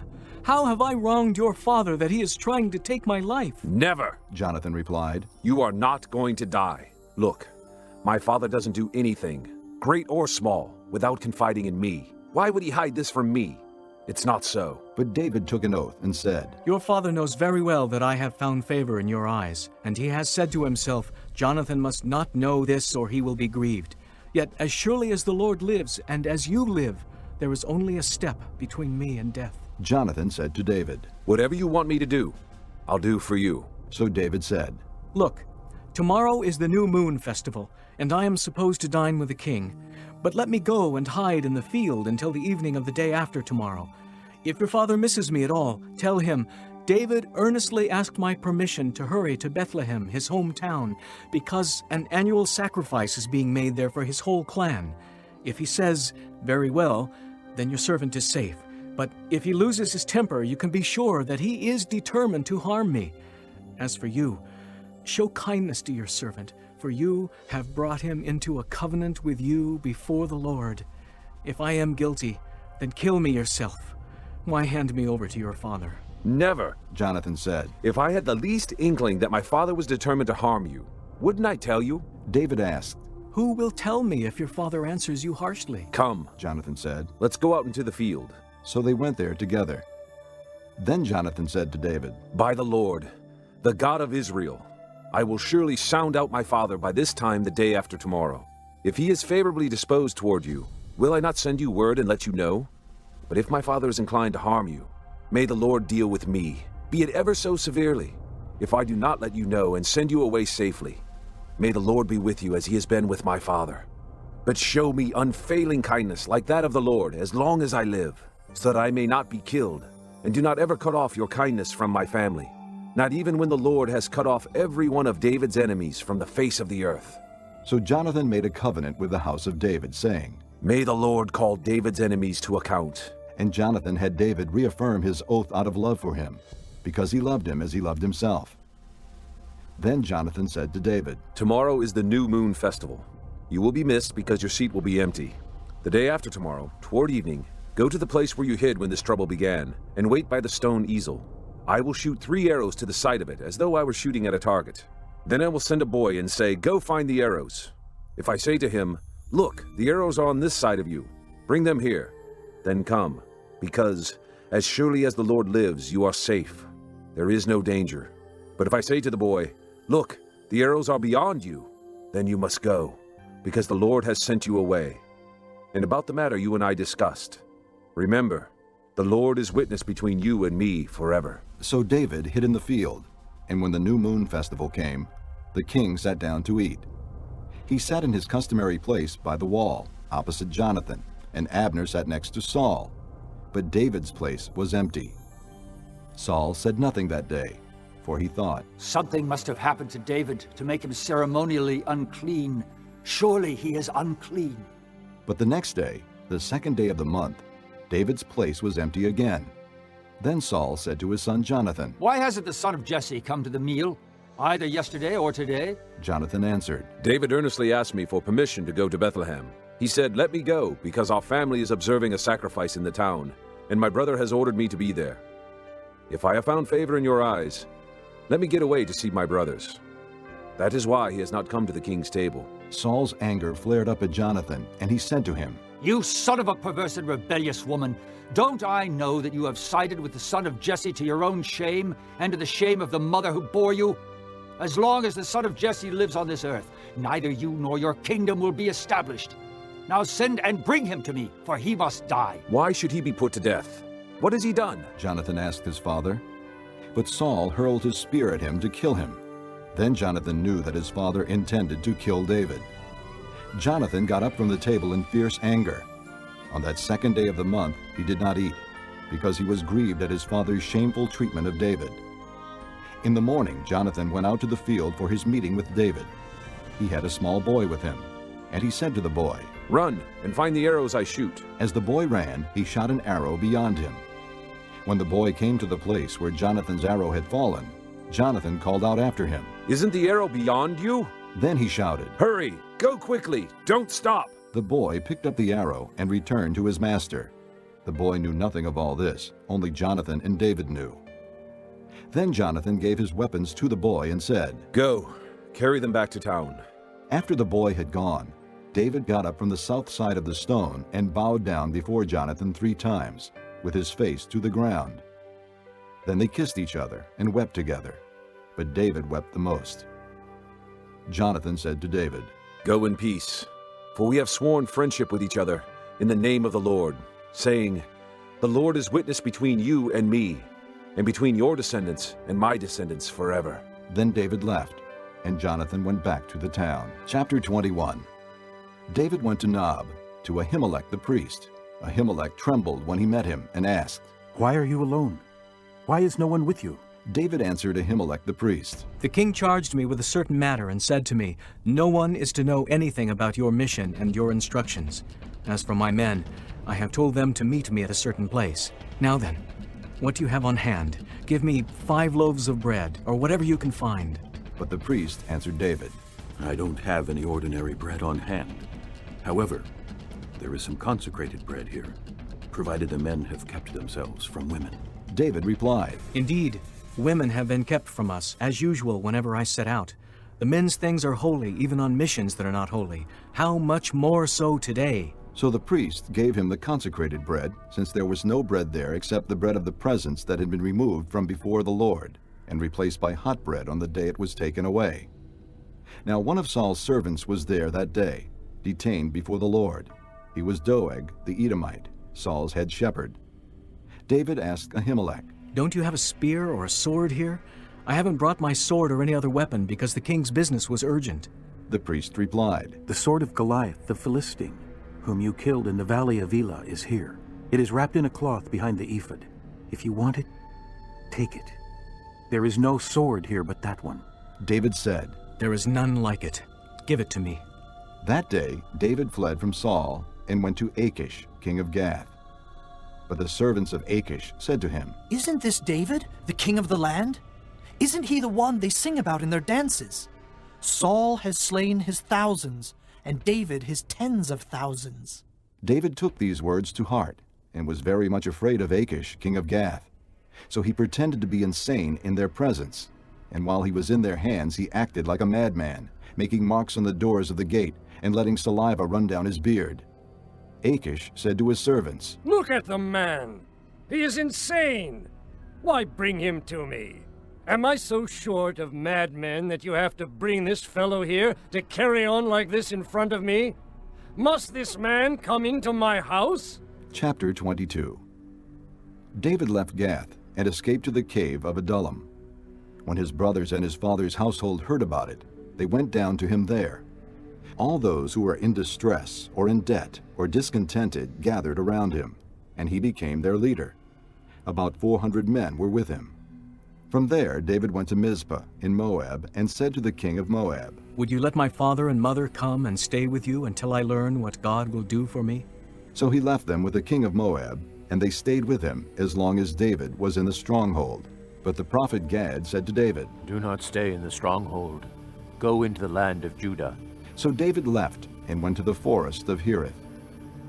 Now Saul heard that David and his men had been discovered, and Saul, spear in hand, was seated under the tamarisk tree on the hill at Gibeah, with all his officials standing around him. Saul said to them, "Listen, men of Benjamin. Will the son of Jesse give all of you fields and vineyards? Will he make all of you commanders of thousands and commanders of hundreds? Is that why you have all conspired against me? No one tells me when my son makes a covenant with the son of Jesse. None of you is concerned about me, or tells me that my son has incited my servant to lie in wait for me, as he does today." But Doeg, the Edomite, who was standing with Saul's officials, said, "I saw the son of Jesse come to Ahimelech, son of Ahitub at Nob. Ahimelech inquired of the Lord for him. He also gave him provisions, and the sword of Goliath, the Philistine." Then the king sent for the priest Ahimelech, son of Ahitub, and his father's whole family, who were the priests at Nob, and they all came to the king. Saul said, "Listen now, son of Ahitub." "Yes, my lord," he answered. Saul said to him, "Why have you conspired against me? You and the son of Jesse, giving him bread and a sword, and inquiring of God for him, so that he has rebelled against me, and lies in wait for me, as he does today." Ahimelech answered the king, "Who of all your servants is as loyal as David, the king's son-in-law, captain of your bodyguard and highly respected in your household? Was that day the first time I inquired of God for him? Of course not. Let not the king accuse your servant or any of his father's family, for your servant knows nothing at all about this whole affair."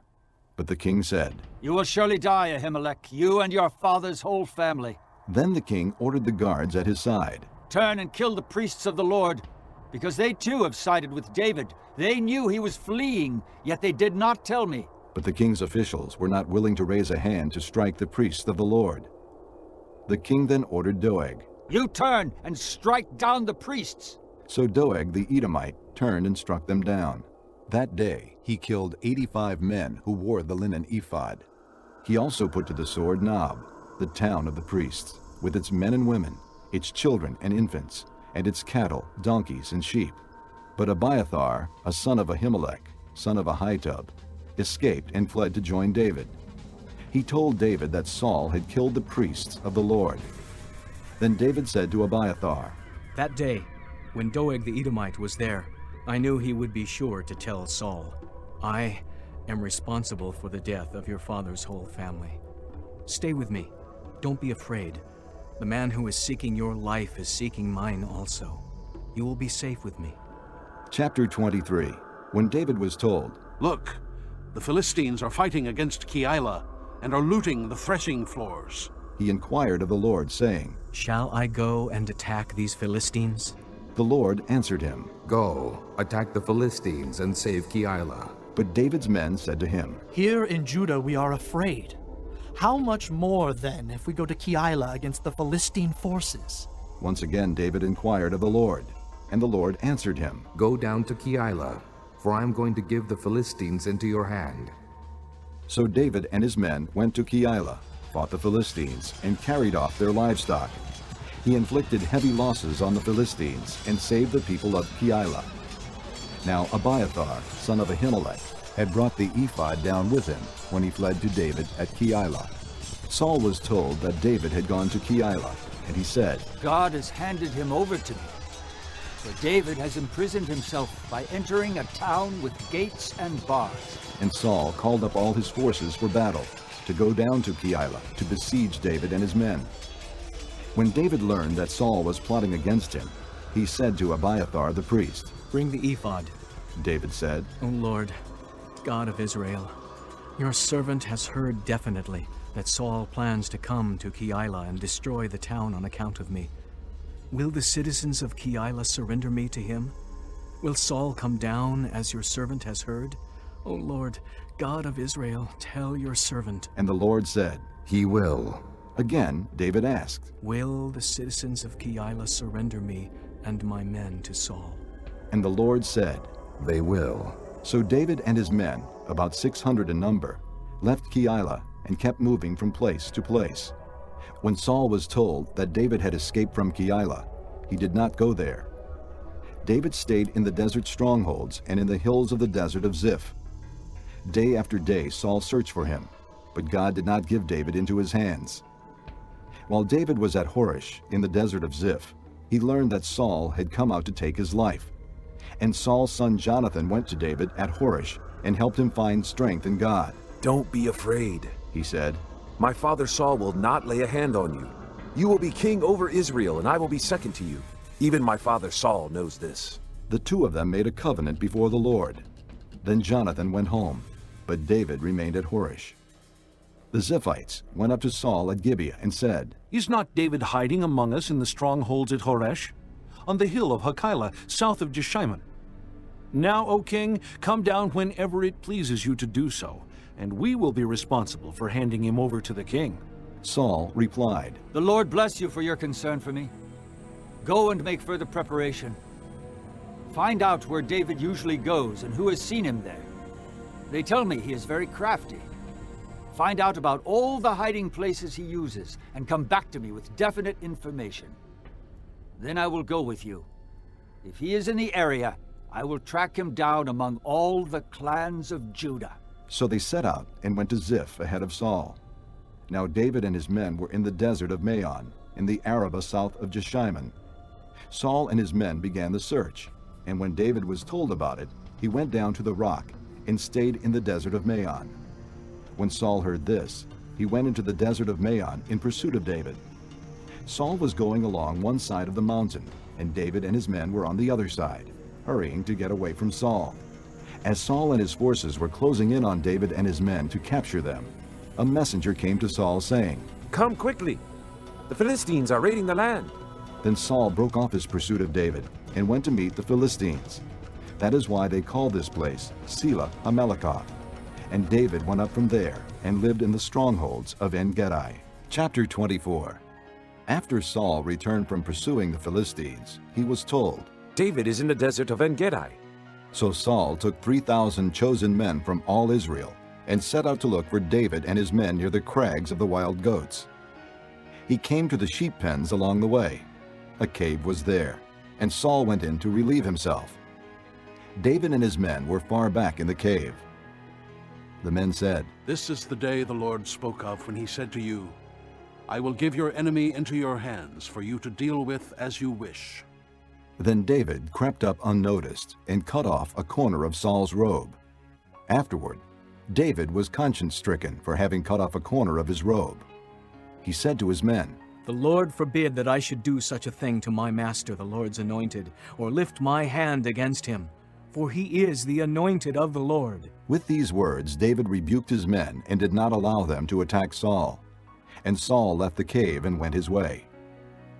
Then David went out of the cave and called out to Saul, My lord the king. When Saul looked behind him, David bowed down and prostrated himself with his face to the ground. He said to Saul, Why do you listen when men say David is bent on harming you? This day you have seen with your own eyes how the Lord delivered you into my hands in the cave.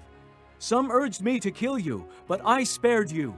I said, I will not lift my hand against my master, because he is the Lord's anointed. See, my father, look at this piece of your robe in my hand.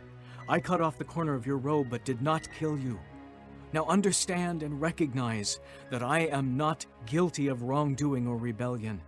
I have not wronged you, but you are hunting me down to take my life.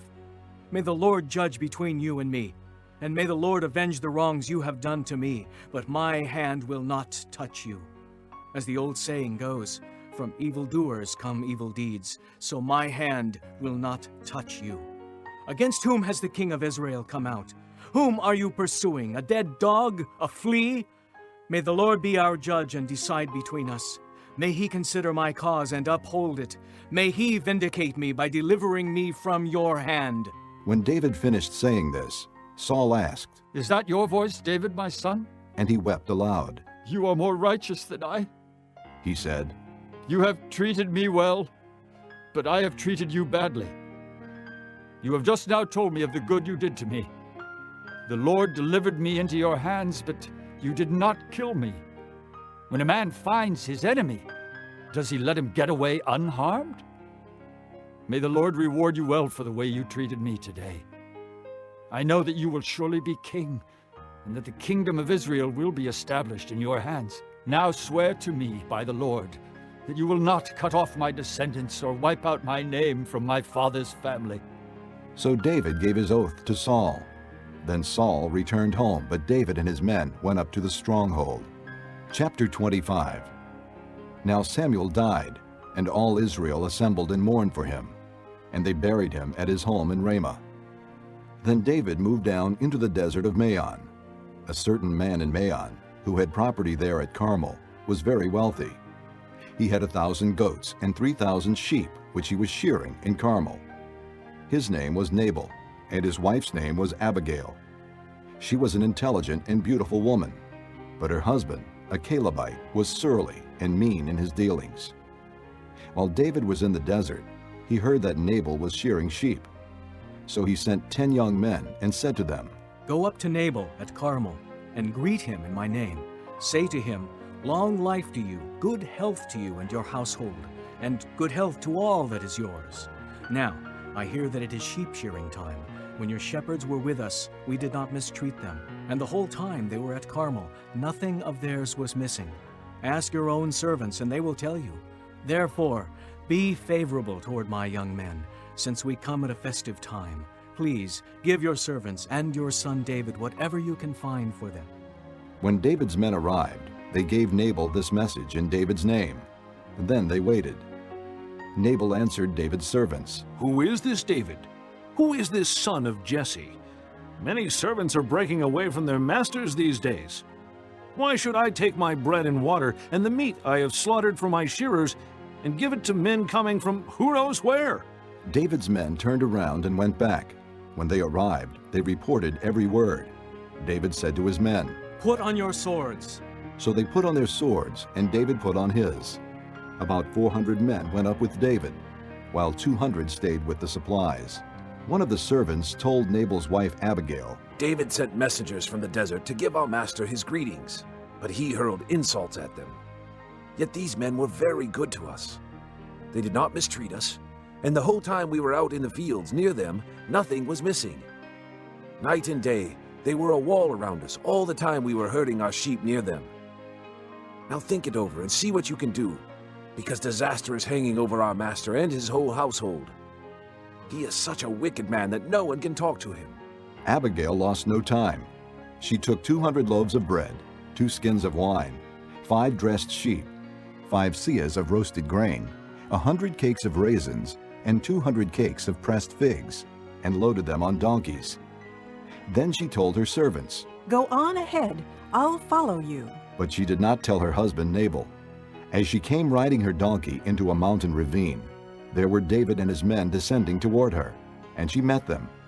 David had just said, It's been useless, all my watching over this fellow's property in the desert so that nothing of his was missing. He has paid me back evil for good. May God deal with David, be it ever so severely, if by morning I leave alive one male of all who belong to him. When Abigail saw David, she quickly got off her donkey and bowed down before David with her face to the ground. She fell at his feet and said, My lord, let the blame be on me alone. Please let your servant speak to you. Hear what your servant has to say. May my lord pay no attention to that wicked man Nabal. He is just like his name. His name is Fool, and folly goes with him. But as for me, your servant, I did not see the men my master sent. Now since the Lord has kept you, my master, from bloodshed and from avenging yourself with your own hands, as surely as the Lord lives and as you live, may your enemies and all who intend to harm my master be like Nabal. And let this gift, which your servant has brought to my master, be given to the men who follow you. Please forgive your servant's offense, for the Lord will certainly make a lasting dynasty for my master, because he fights the Lord's battles. Let no wrongdoing be found in you as long as you live. Even though someone is pursuing you to take your life, the life of my master will be bound securely in the bundle of the living by the Lord your God. But the lives of your enemies he will hurl away as from the pocket of a sling. When the Lord has done for my master every good thing he promised concerning him, and has appointed him leader over Israel, my master will not have on his conscience the staggering burden of needless bloodshed or of having avenged himself. And when the Lord has brought my master success, remember your servant. David said to Abigail, Praise be to the Lord, the God of Israel, who has sent you today to meet me. May you be blessed for your good judgment and for keeping me from bloodshed this day and from avenging myself with my own hands. Otherwise, as surely as the Lord, the God of Israel, lives, who has kept me from harming you, if you had not come quickly to meet me, not one male belonging to Nabal would have been left alive by daybreak. Then David accepted from her hand what she had brought him and said, Go home in peace. I have heard your words and granted your request. When Abigail went to Nabal, he was in the house holding a banquet like that of a king. He was in high spirits and very drunk. So she told him nothing until daybreak. Then in the morning, when Nabal was sober, his wife told him all these things, and his heart failed him, and he became like a stone. About 10 days later, the Lord struck Nabal, and he died. When David heard that Nabal was dead, he said, Praise be to the Lord, who has upheld my cause against Nabal for treating me with contempt. He has kept his servant from doing wrong, and has brought Nabal's wrongdoing down on his own head. Then David sent word to Abigail, asking her to become his wife. His servants went to Carmel and said to Abigail, David has sent us to you to take you to become his wife. She bowed down with her face to the ground and said, Here is your maidservant ready to serve you and wash the feet of my master's servants. Abigail quickly got on a donkey, and attended by her 5 maids, went with David's messengers and became his wife. David had also married Ahinoam of Jezreel, and they both were his wives. But Saul had given his daughter Michal, David's wife, to Paltiel, son of Laish, who was from Gallim. Chapter 26. The Ziphites went to Saul at Gibeah and said, Is not David hiding on the hill of Hachilah, which faces Jeshimon? So Saul went down to the desert of Ziph with his 3,000 chosen men of Israel to search there for David. Saul made his camp beside the road on the hill of Hachilah, facing Jeshimon, but David stayed in the desert. When he saw that Saul had followed him there, he sent out scouts and learned that Saul had definitely arrived. Then David set out and went to the place where Saul had camped. He saw where Saul and Abner, son of Ner, the commander of the army, had lain down. Saul was lying inside the camp, with the army encamped around him. David then asked Ahimelech the Hittite and Abishai, son of Zeruiah, Joab's brother. "Who will go down into the camp with me to Saul?" "I'll go with you," said Abishai. So David and Abishai went to the army by night, and there was Saul lying asleep inside the camp with his spear stuck in the ground near his head. Abner and the soldiers were lying around him. Abishai said to David, "Today God has delivered your enemy into your hands. Now let me pin him to the ground with one thrust of my spear. I won't strike him twice." But David said to Abishai, "Don't destroy him. Who can lay a hand on the Lord's anointed and be guiltless? As surely as the Lord lives," he said, "the Lord himself will strike him. Either his time will come and he will die, or he will go into battle and perish.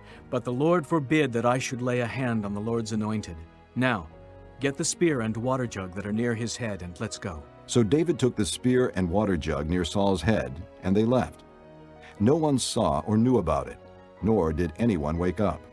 They were all sleeping, because the Lord had put them into a deep sleep. Then David crossed over to the other side and stood on top of the hill some distance away. There was a wide space between them. He called out to the army and to Abner, son of Ner. "Aren't you going to answer me, Abner?" Abner replied, "Who are you who calls to the king?" David said, "You're a man, aren't you? And who is like you in Israel? Why didn't you guard your lord the king? Someone came to destroy your lord the king. What you have done is not good. As surely as the Lord lives, you and your men deserve to die, because you did not guard your master, the Lord's anointed. Look around you. Where are the king's spear and water jug that were near his head?" Saul recognized David's voice and said, "Is that your voice, David, my son?" David replied, "Yes, it is, my lord the king." And he added, "Why is my lord pursuing his servant? What have I done? And what wrong am I guilty of? Now let my lord the king listen to his servant's words. If the Lord has incited you against me, then may he accept an offering. If, however, men have done it, may they be cursed before the Lord. They have now driven me from my share in the Lord's inheritance and have said, 'Go, serve other gods.' Now do not let my blood fall to the ground far from the presence of the Lord. The king of Israel has come out to look for a flea, as one hunts a partridge in the mountains." Then Saul said, "I have sinned. Come back, David, my son. Because you considered my life precious today, I will not try to harm you again. Surely I have acted like a fool and have erred greatly." "Here is the king's spear," David answered. "Let one of your young men come over and get it. The Lord rewards every man for his righteousness and faithfulness. The Lord delivered you into my hands today, but I would not lay a hand on the Lord's anointed. As surely as I valued your life today, so may the Lord value my life and deliver me from all trouble." Then Saul said to David, "May you be blessed, my son David. You will do great things and surely triumph." So David went on his way, and Saul returned home. Chapter 27. But David thought to himself, "One of these days I will be destroyed by the hand of Saul. The best thing I can do is to escape to the land of the Philistines. Then Saul will give up searching for me anywhere in Israel, and I will slip out of his hand." So David and the 600 men with him left and went over to Achish, son of Maoch, king of Gath. David and his men settled in Gath with Achish. Each man had his family with him, and David had his 2 wives, Ahinoam of Jezreel and Abigail of Carmel, the widow of Nabal. When Saul was told that David had fled to Gath, he no longer searched for him. Then David said to Achish, "If I have found favor in your eyes, let a place be assigned to me in one of the country towns, that I may live there. Why should your servant live in the royal city with you?" So on that day Achish gave him Ziklag, and it has belonged to the kings of Judah ever since. David lived in Philistine territory a year and 4 months. Now David and his men went up and raided the Geshurites, the Girzites, and the Amalekites. From ancient times, these peoples had lived in the land extending to Shur and Egypt. Whenever David attacked an area, he did not leave a man or woman alive, but took sheep and cattle, donkeys and camels, and clothes. Then he returned to Achish. When Achish asked, "Where did you go raiding today?" David would say, "Against the Negev of Judah." Or, "Against the Negev of Jerahmeel." Or, "Against the Negev of the Kenites." He did not leave a man or woman alive to be brought to Gath, for he thought, "They might inform on us and say, 'This is what David did.'" And such was his practice as long as he lived in Philistine territory. Achish trusted David and said to himself, "He has become so odious to his people, the Israelites, that he will be my servant forever." Chapter 28. In those days the Philistines gathered their forces to fight against Israel. Achish said to David, "You must understand that you and your men will accompany me in the army." David said, "Then you will see for yourself what your servant can do." Achish replied, "Very well. I will make you my bodyguard for life." Now Samuel was dead, and all Israel had mourned for him and buried him in his own town of Ramah. Saul had expelled the mediums and spiritists from the land. The Philistines assembled and came and set up camp at Shunem, while Saul gathered all the Israelites and set up camp at Gilboa. When Saul saw the Philistine army, he was afraid. Terror filled his heart. He inquired of the Lord, but the Lord did not answer him by dreams or Urim or prophets. Saul then said to his attendants, "Find me a woman who is a medium, so I may go and inquire of her." "There is one in Endor," they said. So Saul disguised himself, putting on other clothes, and at night he and 2 men went to the woman. "Consult a spirit for me," he said, "and bring up for me the one I name." But the woman said to him, "Surely you know what Saul has done. He has cut off the mediums and spiritists from the land. Why have you set a trap for my life to bring about my death?" Saul swore to her by the Lord, "As surely as the Lord lives, you will not be punished for this." Then the woman asked, "Whom shall I bring up for you?" "Bring up Samuel," he said. When the woman saw Samuel, she cried out at the top of her voice and said to Saul, "Why have you deceived me? You are Saul!" The king said to her, "Don't be afraid. What do you see?" The woman said, "I see a spirit coming up out of the ground." "What does he look like?" he asked. "An old man wearing a robe is coming up," she said. Then Saul knew it was Samuel, and he bowed down and prostrated himself with his face to the ground. Samuel said to Saul, "Why have you disturbed me by bringing me up?" "I am in great distress," Saul said. "The Philistines are fighting against me, and God has turned away from me. He no longer answers me either by prophets or by dreams, so I have called on you to tell me what to do." Samuel said, "Why do you consult me, now that the Lord has turned away from you and become your enemy? The Lord has done what he predicted through me. The Lord has torn the kingdom out of your hands and given it to one of your neighbors, to David, because you did not obey the Lord or carry out his fierce wrath against the Amalekites. The Lord has done this to you today. The Lord will hand over both Israel and you to the Philistines, and tomorrow you and your sons will be with me. The Lord will also hand over the army of Israel to the Philistines." Immediately Saul fell full length on the ground, filled with fear because of Samuel's words. His strength was gone, for he had eaten nothing all that day and night. When the woman came to Saul and saw that he was greatly shaken, she said, "Look, your maidservant has obeyed you. I took my life in my hands and did what you told me to do. Now, please listen to your servant, and let me give you some food so you may eat and have the strength to go on your way." He refused and said, "I will not eat." But his men joined the woman in urging him, and he listened to them. He got up from the ground and sat on the couch. The woman had a fattened calf at the house, which she butchered at once. She took some flour, kneaded it, and baked bread without yeast.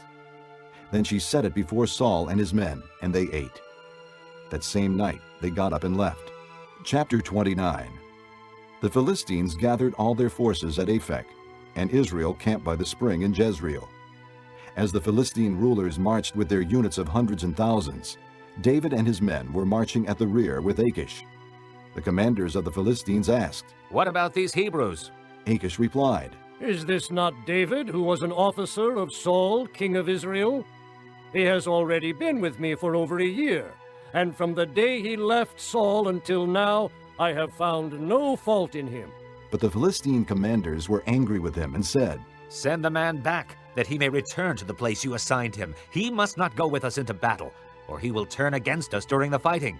How better could he regain his master's favor than by taking the heads of our own men? Isn't this the David they sang about in their dances? Saul has slain his thousands, and David his tens of thousands?" So Achish called David and said to him, "As surely as the Lord lives, you have been reliable, and I would be pleased to have you serve with me in the army. From the day you came to me until now, I have found no fault in you. But the rulers don't approve of you. Turn back and go in peace. Do nothing to displease the Philistine rulers." "But what have I done?" asked David. "What have you found against your servant from the day I came to you until now? Why can't I go and fight against the enemies of my lord the king?" Achish answered, "I know that you have been as pleasing in my eyes as an angel of God. Nevertheless, the Philistine commanders have said, 'He must not go up with us into battle.' Now get up early, along with your master's servants who have come with you, and leave in the morning as soon as it is light." So David and his men got up early in the morning to go back to the land of the Philistines, and the Philistines went up to Jezreel. Chapter 30. David and his men reached Ziklag on the third day. Now the Amalekites had raided the Negev and Ziklag. They had attacked Ziklag and burned it, and had taken captive the women and all who were in it, both young and old. They killed none of them, but carried them off as they went on their way. When David and his men came to Ziklag, they found it destroyed by fire, and their wives and sons and daughters taken captive. So David and his men wept aloud until they had no strength left to weep. David's 2 wives had been captured, Ahinoam of Jezreel and Abigail, the widow of Nabal of Carmel. David was greatly distressed because the men were talking of stoning him. Each one was bitter in spirit because of his sons and daughters. But David found strength in the Lord his God. Then David said to Abiathar the priest, the son of Ahimelech, "Bring me the ephod." Abiathar brought it to him, and David inquired of the Lord, "Shall I pursue this raiding party? Will I overtake them?" "Pursue them," he answered. "You will certainly overtake them and succeed in the rescue." David and the 600 men with him came to the Besor ravine, where some stayed behind, for 200 men were too exhausted to cross the ravine. But David and 400 men continued the pursuit. They found an Egyptian in a field and brought him to David. They gave him water to drink and food to eat, part of a cake of pressed figs and 2 cakes of raisins. He ate and was revived, for he had not eaten any food or drunk any water for 3 days and 3 nights. David asked him, "To whom do you belong, and where do you come from?" He said, "I am an Egyptian, the slave of an Amalekite. My master abandoned me when I became ill 3 days ago. We raided the Negev of the Kerethites and the territory belonging to Judah and the Negev of Caleb, and we burned Ziklag." David asked him, "Can you lead me down to this raiding party?" He answered, "Swear to me before God that you will not kill me or hand me over to my master, and I will take you down to them." He led David down, and there they were, scattered over the countryside, eating, drinking, and reveling because of the great amount of plunder they had taken from the land of the Philistines and from Judah. David fought them from dusk until the evening of the next day, and none of them got away, except 400 young men who rode off on camels and fled. David recovered everything the Amalekites had taken, including his 2 wives. Nothing was missing, young or old, boy or girl, plunder or anything else they had taken. David brought everything back. He took all the flocks and herds, and his men drove them ahead of the other livestock, saying, "This is David's plunder." Then David came to the 200 men who had been too exhausted to follow him, and who were left behind at the Besor ravine. They came out to meet David and the people with him. As David and his men approached, he greeted them. But all the evil men and troublemakers among David's followers said, "Because they did not go out with us, we will not share with them the plunder we recovered. However, each man may take his wife and children and go."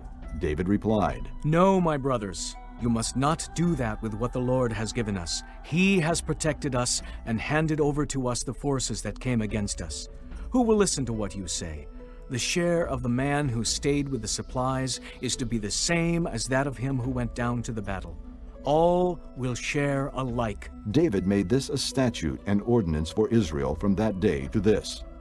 When David arrived in Ziklag, he sent some of the plunder to the elders of Judah, who were his friends, saying, "Here is a present for you from the plunder of the Lord's enemies." He sent it to those who were in Bethel, Ramoth Negev, and Jadar, to those in Aror, Ziphmoth, Eshtemoa, and Rachel, to those in the towns of the Jerahmeelites and the Kenites, to those in Hormah, Bor-Ashan, Athak, and Hebron, and to those in all the other places where David and his men had roamed. Chapter 31.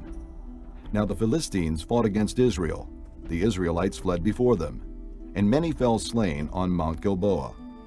The Philistines pressed hard after Saul and his sons, and they killed his sons, Jonathan, Abinadab, and Malchishua. The fighting grew fierce around Saul, and when the archers overtook him, they wounded him critically. Saul said to his armor-bearer, "Draw your sword and run me through, or these uncircumcised fellows will come and run me through and abuse me." But his armor-bearer was terrified and would not do it. So Saul took his own sword and fell on it. When the armor-bearer saw that Saul was dead, he too fell on his sword and died with him. So Saul and his 3 sons and his armor-bearer and all his men died together that same day. When the Israelites along the valley and those across the Jordan saw that the Israelite army had fled, and that Saul and his sons had died, they abandoned their towns and fled. And the Philistines came and occupied them. The next day, when the Philistines came to strip the dead, they found Saul and his 3 sons fallen on Mount Gilboa. They cut off his head and stripped off his armor, and they sent messengers throughout the land of the Philistines to proclaim the news in the temple of their idols and among their people. They put his armor in the temple of the Ashtoreths, and fastened his body to the wall of Bethshan. When the people of Jabesh Gilead heard of what the Philistines had done to Saul, all their valiant men journeyed through the night to Bethshan. They took down the bodies of Saul and his sons from the wall of Bethshan, and went to Jabesh, where they burned them. Then they took their bones and buried them under a tamarisk tree at Jabesh. And they fasted 7 days.